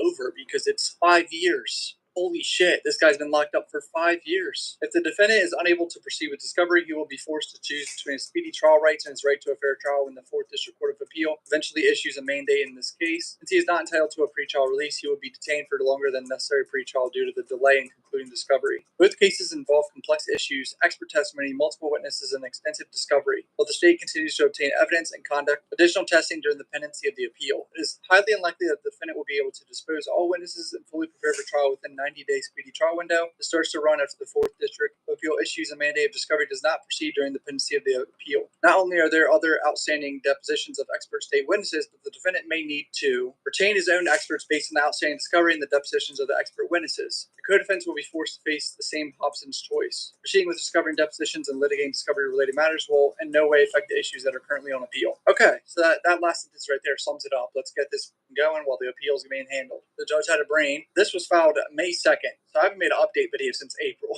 My bad. I've been consumed by the YSL trial. All right, here we have another motion to compel discovery. On February 7, 2024, defendant filed his motion to compel discovery regarding the below. Proof of all efforts made by all law enforcement agencies to serve Mariah Hamilton with writ to appear at trial, including but not limited to skip traces, searches for employers, searches for enrollment in college, trade schools, or other educational institutions. All efforts by and between the State Attorney's Office and Christopher Barras to amicably resolve his issues of Mariah Hamilton giving a statement. On February 9th, the court entered an order granting the defendant's motion. Rather than provide the requested discovery or in the alternative response that the documents don't exist, the SOF filed a motion for rehearing, which was denied. A week later, to date, the SOF has not complied with the discovery request. The SOF is willingly disobeying the court's orders and should be held to answer as to why they won't provide the corpus delicti of the witness tampering charge. Damn, so they're straight up ignoring the court's orders in regards to the witness tampering. The state's been very grimy in this case. I'm going to be honest, boys. The detective was sketchy. Remember, the detective was proven to be a liar. A member of the district attorney's office even said that he was a liar, like his own side straight up said he was. The actions of the SOF are in bad faith, and the defendant requests that if the above described discovery request is not provided in the information filed by the SOF, should be dismissed. Now here's the state's response to the defense's second motion to compel about what I just read before. They say the state was never notified for this motion to be heard on February 9th. On February 6th, the state emailed the Honorable Court confirming the motions that was believed to be set for this particular hearing date. These motions include the defense urgent motion for status. At no point in time was the defense second motion to compel ever docketed to be heard. Despite not being placed on the docket for hearing, counsel for the defendant presented the motion in court. When this motion was brought up by defense counsel, the state very clearly stated that this motion was not set for today, and that the state would like time to respond to this motion in writing. The court, without any indication of response, simply said, "What's next?" Wait, so the state's saying this wasn't planned at all and everyone just wanted to proceed? God forbid the defense and the judge say, "What's next? Let's keep it going." I know they have to keep it in order and everything and have shit on the docket, but God forbid they speed up shit. The state was not noticed nor given a proper opportunity to respond to the defense motion, yet the court issued an order. Court issued a written ruling granting the defense motion without giving the state a reasonable nor meaningful opportunity to be heard, which has violated the state's due process rights. Had the state been given a meaningful opportunity to be heard, the state would have made the following points of law and fact. Here we go. Here's the response. Due to the inherent nature of the charge of witness tampering, discovery from the defense's original case is relevant to the defense's newest charges. The defendant moved to depose Christine Bradley, who was the assistant state attorney that was in Melly's first trial, the brunette girl. The state objected, and this honorable court specifically asked the defense counsel why they wanted to depose her. The defendant's counsel made baseless, unfounded accusations of Bradley, accusing her of not making any efforts to bring in witness Mariah Hamilton for deposition. Defense counsel further stated before this court that they specifically wanted to depose Bradley regarding her alleged efforts in bringing in witness Mariah Hamilton for deposition. The state responded in open court saying there are emails to prove what counsel is saying is unfounded and that the state is currently going through all of them prior to sending them out in supplemental discovery. The honorable court deferred ruling on the defense. So what it sound like to me, it sound like a bunch of bullshit. It sound like 2007. It sound like what the state doing is they kind of playing like a shell game. Like they using all kind of dirty tactics to try to stall this case out. Lying. I ain't gonna say they lying, but it's like they saying certain shit didn't happen when they know the reason why they doing it is really because they trying to stall this shit out. Also, I think that what they're trying to say is that tampering charge is some shit going on with that as far as like I think it's a discovery or something that's supposed to be shared with the defense about that, and they ain't get the discovery to them or nothing. yet. So it's a bunch of bullshit going on. They up to their same old tricks. The defense requested to depose Bradley and ordered state supplement discovery December 28th. Melly's team had big accusations with Christine Bradley about not putting effort in having Melly's ex-girlfriend to come in for a deposition. They're saying this is complete cap. To dumb that down. These emails indicate there were times Miss Hamilton's counsel was unresponsive and Bradley had an investigator assigned to make sure he was okay. In fact, leading up to days before the deposition, Bradley even contacted Miss Felicia Holmes, Miss Hamilton's mother, due to unresponsiveness. Yeah, go and block him, y'all. Go and get him up out of here. Awesome Fab, get him up out of here. Block him. Just to contact the other people. Emails prove that no one was getting a hold of anybody. Proof of all efforts made by all law enforcement agencies to serve Mariah Hamilton with writ to appear at trial. This is impossible to comply with. The state is not privy to what police departments and other counties do in order to locate Miss Hamilton. Now they're citing some cases here. Despite the violation of its due process rights, and despite the defendant accusing the state of willfully disobeying a court order, the state has turned over what it can turn over prior to any order from this court as laid out above. At this junction, the defense motion is repetitive, frivolous, and an abuse of the court's time, therefore should be stricken. All right, so the state is not happy. I'm telling you, man, Melly's team got rid of Christine Bradley, the first assistant state attorney. The new one, the blonde Alexandra Buckaloo, is no joke. Like, she does not play games. Might have shot themselves in the foot there. All right, another document, second amendment sort of motion to dismiss. They got the dates wrong. On October 17, 2023, the defendant was charged by information which includes, but is not limited to, tampering of a witness in capital felony. Remember, Melly is accused of sliding a note under his jail door to someone else on the phone who then relayed a message to his girl saying, keep ASAP Rocky's baby mama in the Maybach. Rihanna. ASAP Rocky's baby mama is Rihanna. It was code language that could clearly be deciphered. His girlfriend's name is Riri. Basically telling her not to talk to feds. April 10th through July 22nd, defendant did unlawfully and unknowingly engage in misleading conduct and offered pecuniary benefit or gain with the intent to cause or induce Mariah Hamilton, his girlfriend Riri, to withhold testimony from an official proceeding, avoid legal process summoning her, be absent from an official proceeding which she has been summoned by legal process. The SOF has been given the opportunity to provide evidence that would support charging the defendant with the crime of witness tampering, and after several months of delay have failed to do so. Application of law to the undisputed fact shows that the state of Florida does not and cannot meet the factual burden of establishing a prima facie case of witness tampering. Accordingly, the dismissal of the information is warranted. The Melly team is saying they don't got the grounds to charge him with witness tampering. Interesting. So then they filed a motion to compel and deposition of Christine Bradley, the Burnett state attorney that was on the first trial. Member October 3rd, 2023, Detective Garrett Steele executed a probable cause affidavit, including but not limited to April 18th, 2023, counsel for Jamal Dean's exchanged emails about scheduling of deposition of Mariah Hamilton. A day later, Terence Mathis, who was part of the witness tampering situation, the guy that got the note, I believe, placed a call to co-defendant Cortland Henry to relay messages. Simmons again references Mariah Hamilton and calls her ASAP Rocky's baby mama.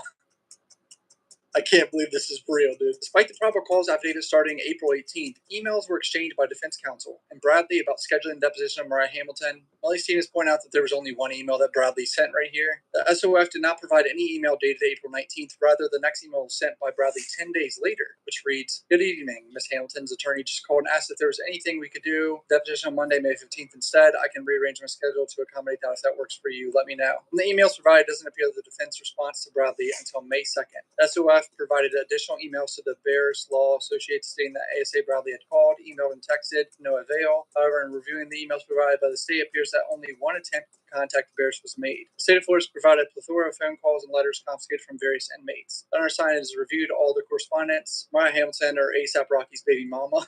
Defendant would further renew his request to depose Bradley on the limited issue of coordinating the deposition unilaterally set by the defense on May 5th, and attempts to contact and coordinate the deposition with Mariah Hamilton and her attorney. The provided emails do not explain how the date of May 5th, 2023 came about. Bradley must be deposed and given the opportunity to provide emails. So I think they're accusing Bradley of, like, intentionally sabotaging.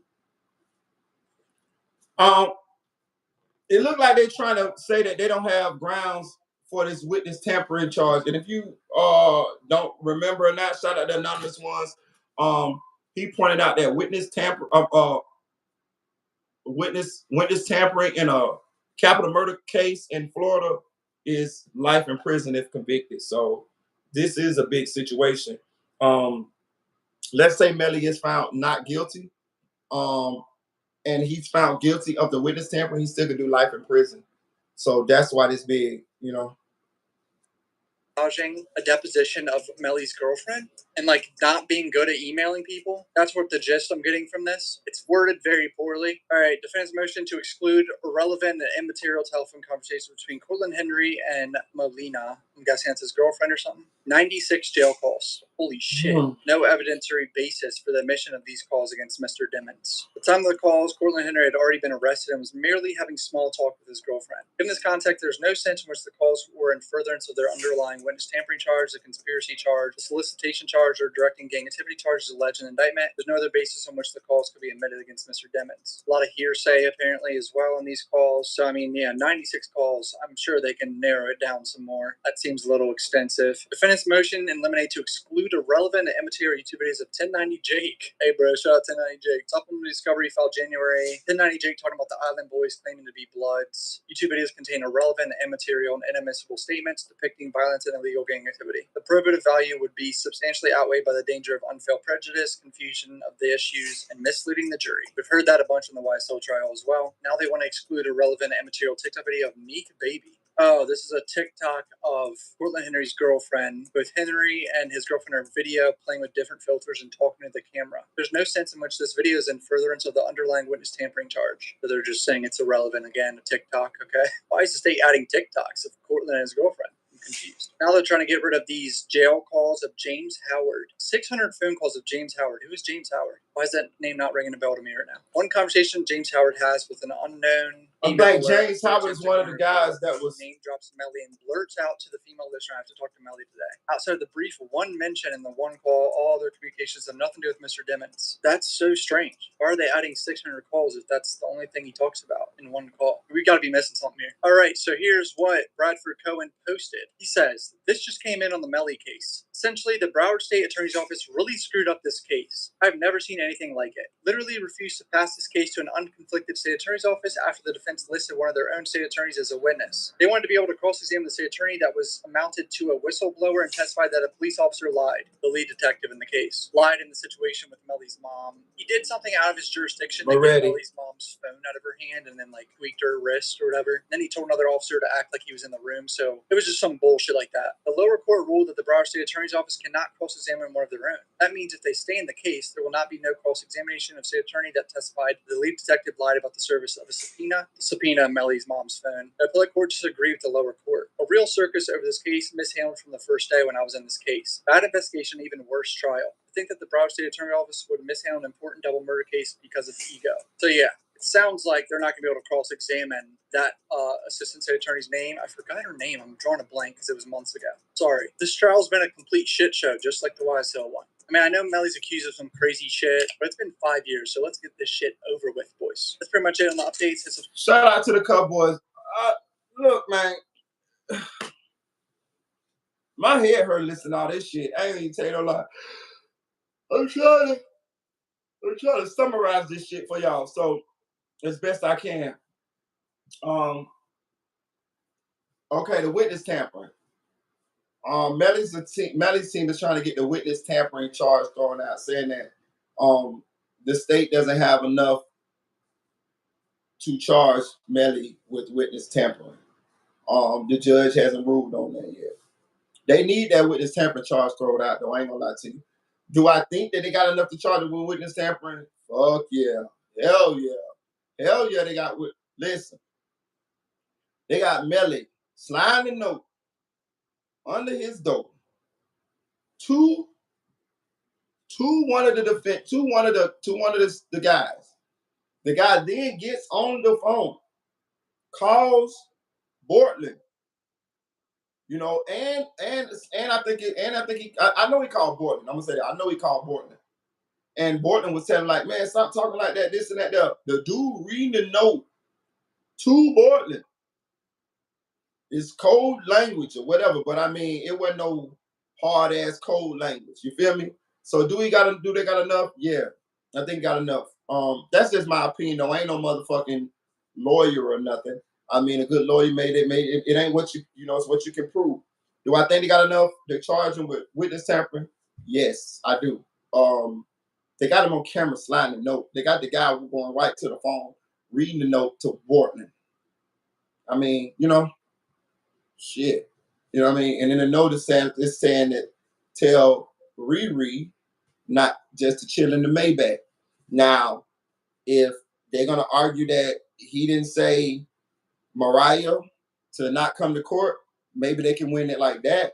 Because he never said actually, oh, tell Mariah not to go to court. He said tell Riri to chill in the Maybach. So, I mean, that's not exactly saying don't go to court. So could they successfully argue that? I'm sure a good lawyer could, because it's not black and white. This is what he said. He said tell Riri to chill in the Maybach. He didn't say tell Mariah not to come to court, even though they may be interpreting that to be what it was. That don't mean that that's what he meant. Y'all could just be making that up as to what he meant. So maybe a good lawyer could argue that. What else going on here?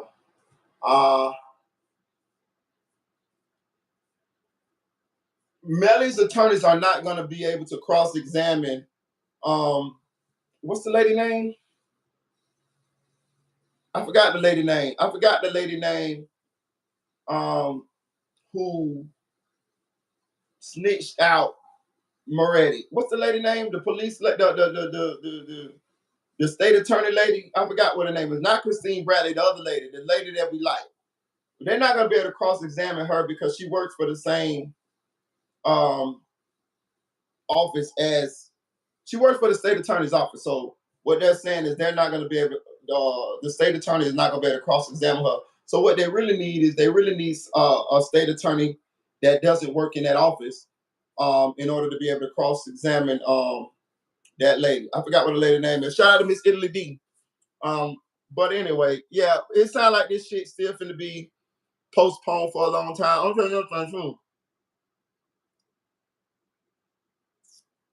I think Melly got a better chance of beating this case, dog. I ain't gonna tell you no lie. This shit seemed like they trying to just. It seemed like this new defense team is better than his old defense team, and it seemed like this new prosecution is better than the old prosecution. So what they doing now is they just battling each other, like over motions and burying each other in paperwork and shit like that. And of course the state ain't playing fair. Of course the judge and the prosecutor, they definitely doing they doing whatever they can in order to fix this shit to where they secured a conviction, because you got to think now they just want millions of dollars to prosecute Melly, and they didn't get a conviction. So they definitely want to make sure they get a conviction this time by any means necessary. We already know they violated his rights with the Brady material, and they look like they doubling down on it. Again, I believe Melly is guilty, but I do believe Melly should be free at this point because they violated his rights. Like, and you should not be able to secure a conviction that way. You know what I mean? It don't make you no better than the criminals if that's what you're doing. It actually makes you worse because you are held to a higher standard. And what I mean the judicial system. I mean the lawyers, the prosecutors, the judges, all of that. You worse than Melly in a roundabout way if you break the law and violate someone's rights in order to get a conviction. You know what I mean? Like that's no different than a lynch mob. You know what I mean? Or you know what I mean? Like that's what the court system was designed to protect against. You know what I mean? Just a mob of crazy people that believe that you did something. No, you're supposed to have a fair trial, and he at this point is not getting a fair trial. You know, they held information. You got a police officer that lied. You got a state attorney that lied. You know what I mean? Like, so with all that being said, I think he's guilty, but I think they done went so far and it's been so egregious in violating his rights till he's not going to get a fair trial. So I think that on those grounds, he should be free, and it's all because they messed this up, not because he's not guilty. I believe he's guilty, but I believe they violated his rights to the point to where hit that like button to where he should be free. That's just my opinion, though. But state of Florida ain't letting the bitch go. As you can see, the state of Florida don't give no fucks, boy. Hit that like button, y'all. Hit that like button.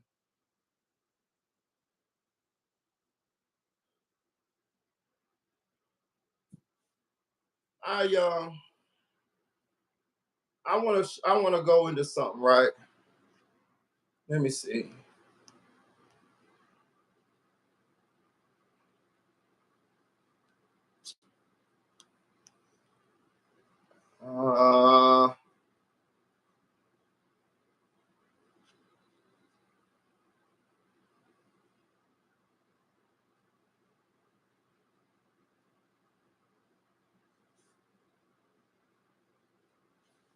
I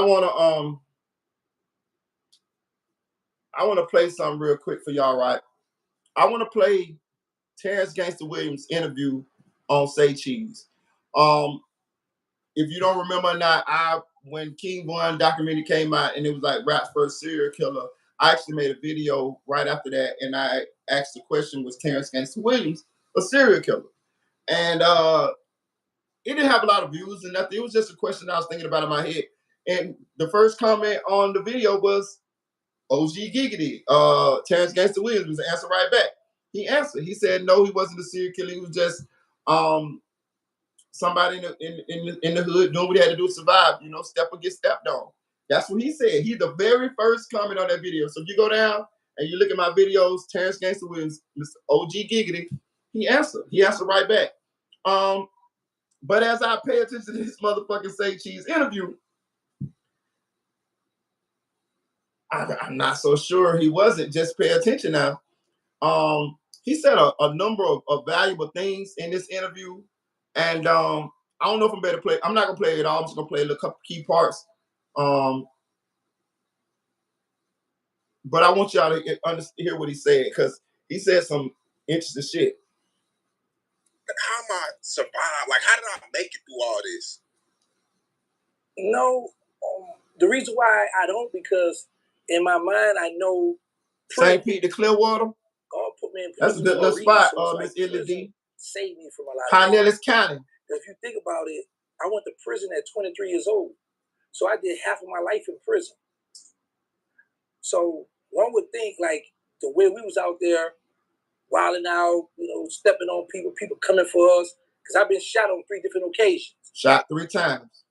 And, you know, by me going to prison. Hey, donate to the channel, man. Donate to the channel, man. We only got a $20 goal, man. I gotta try to we ain't made nail dime today. Yeah.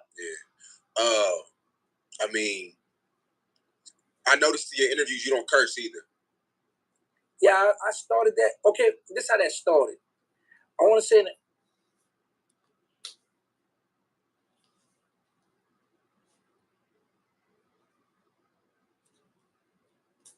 I want to say in the early, like 2000, 2001, I was talking to one of my homeboys. He from Lake Charles. And I said, man, you say such. He said, man, I ain't say that because I don't cuss. I said, man, every black man goes in my cuss, right? So I started watching him. And I said, I want to try it. But I would relapse. And it wasn't until 2005, August of 2005, when I took Shahada, become Muslim, I was like, okay, now I want to start all over. So I stopped cussing and stopped using the N-word. And this is why you were in jail? Yeah. Oh, when I was out, man, I just cussed like a sailor. Yeah, I had a foul mouth, man. Yeah. And by you watching this guy, by the way he moved, is he somebody that kind of had influence on you or what? No, he was a young dude. Actually, he looked up to me in prison. But when we had a conversation and I was repeating what I thought I heard him say, and when he said he don't cuss, and I was like, man, you lying. Everybody cuss, you know, especially with gold in your mouth, you know. So, and we were young. We were in our early 20s. So I just started monitoring what we talk and what we say. And he never said a cuss word. I was like, man, it's cool. Because I started thinking, like, a lot of people cuss, right?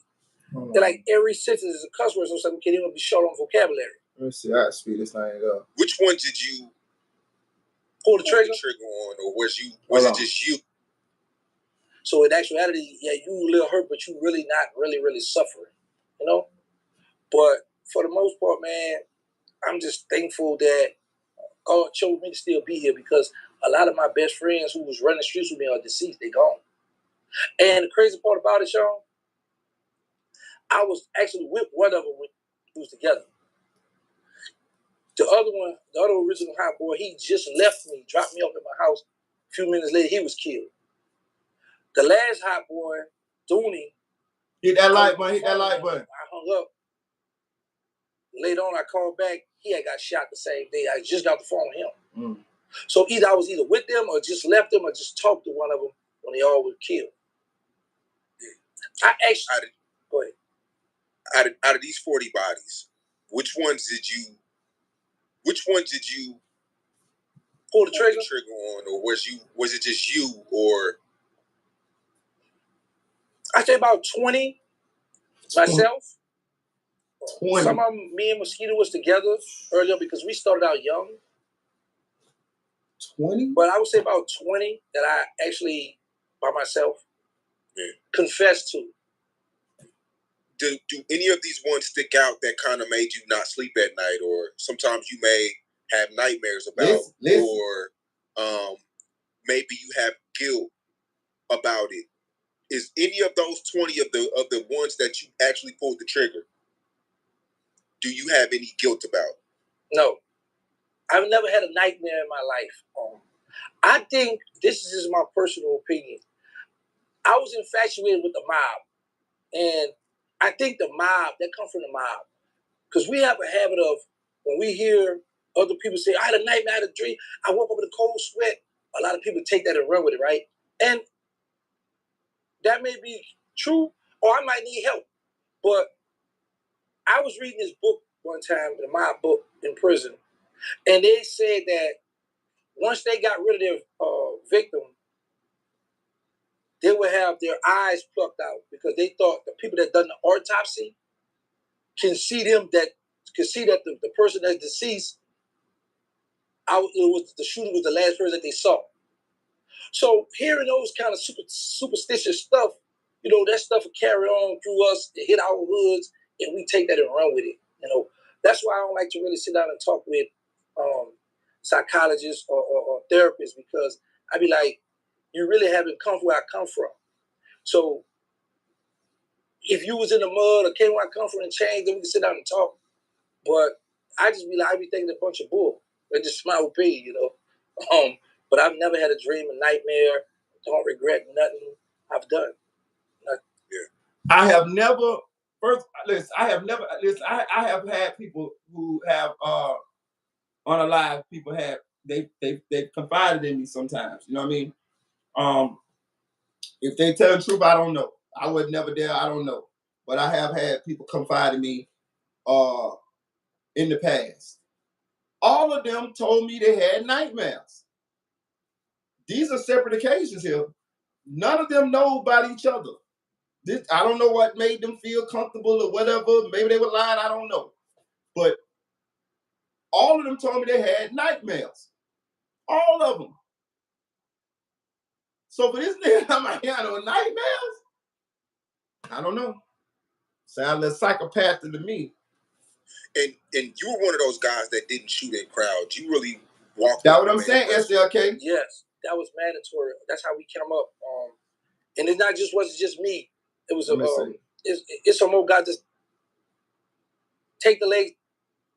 I'm gonna show you another thing too. I'm gonna show you how I know he's a little psycho. Because you can hit a person in the body sometime, and with that adrenaline going, they could still run and get away. So we went for the legs first. Take the legs from them, then you stand over. Our mission was, we always wanted the coffin closed. We wanted that coffin closed so you could have that little kindergarten picture sitting on that coffin with the little 2 teeth missing. That's what we wanted. To say, yeah, that's my work. So it always was a leg shot first. Take the legs first, then go in for the kill. Because once you got the legs and they fall, now you can take your time and do what you got to do. Well, you got some people that are trying to shoot, hit, and to take out running, they're hitting. You think you hit a person, like I had a homeboy, he got hit like 30-something times, but he had a shout out his hands way in the St. Bernard. he survived. Because he had the vest on as well, you know, but I know people that get hit up, and then people will run off thinking like, I know they did because I hit him in the chest. One of my homies got hit in the head, but the bullet just lodged in there, didn't go all the way through. So when you drop a person, you walk up and you know they gone, it's a relief. Was there a specific gun, maybe like a Glock or Smith & Wesson, or what gun did you prefer? What was your favorite gun around that time? I had a 9mm Ruger. I used to love this Ruger I named it after the project I was beefing with. Hold on.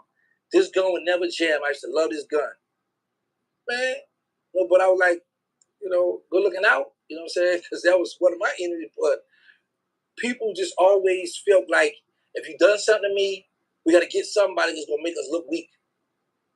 And that just was always our mentality. That's why when I look at these youngsters today, I be like, man, it just repeating itself. They just have better ammunition than we had. They got those switches now. They crazy right now. They got man. So it was more of a thrill for you. Yeah. Yes. But they say ain't no fun when the rabbit got the gun because. Did you hear what he said? Ain't these the motherfucking characteristics of a serial killer? He just said it was a thrill for him. I'm telling you, 3 or more murders, 3 separate occasions, and you have to get some sort of gratification from the murder. He said it was a thrill for him. 20 murders? Serial killer. I'm telling you this shit now. Listen, look, man, I'm proud of him. I'm glad that he changed his life. I'm glad that he was able to cut it off and allegedly and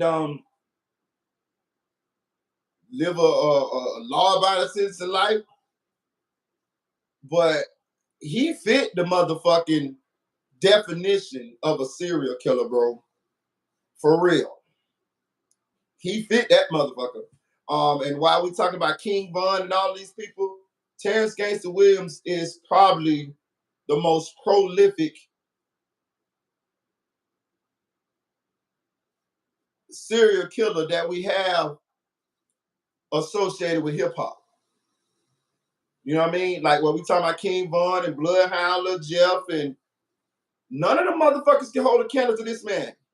He got 20 that he just confessed to, 40 that he knew about. Well, 20 that he pulled the trigger himself on, 40 that either his friends or him was involved in. But I might go live again tonight. It's a lot of more topics that we got to cover. I don't know. That's another thing, Aaron. I don't know. He said, do I really think a serial killer can cut it off? I'm not sure. I don't know. I know they can take long periods of breaks in between. You know, sometimes they take years in between. What's the guy named? The Gilgo murderer? They got right now the white dude that they got up there, the Gilgo murderer. It's been years since he murdered, but he got a bunch of them. He killed a bunch of them women over, years a period of time. So I don't know. Maybe OG Giddy taking a break. Maybe at nighttime he's still getting them out of here. I don't know, man. I don't know. But it's a good question. We'll talk about it later on, man. Make sure y'all hit that like button. Make sure y'all subscribe to the channel. Make sure y'all hit that cash out. Donate to the channel. I'll probably go live again later on. I just want to get a couple of these topics knocked off because I didn't go live with you guys yesterday. And as we know, this news cycle rolls really, really fast. And I needed to speak on some of these situations. I got actually more topics to talk about. But I had to get the most hot topics out of the way. And we're gonna talk about some more. Of course, we're gonna still talk about Foolio, and more surrounding that case. Like, share, comment to this video. Hit the like button, share this video. Cheers.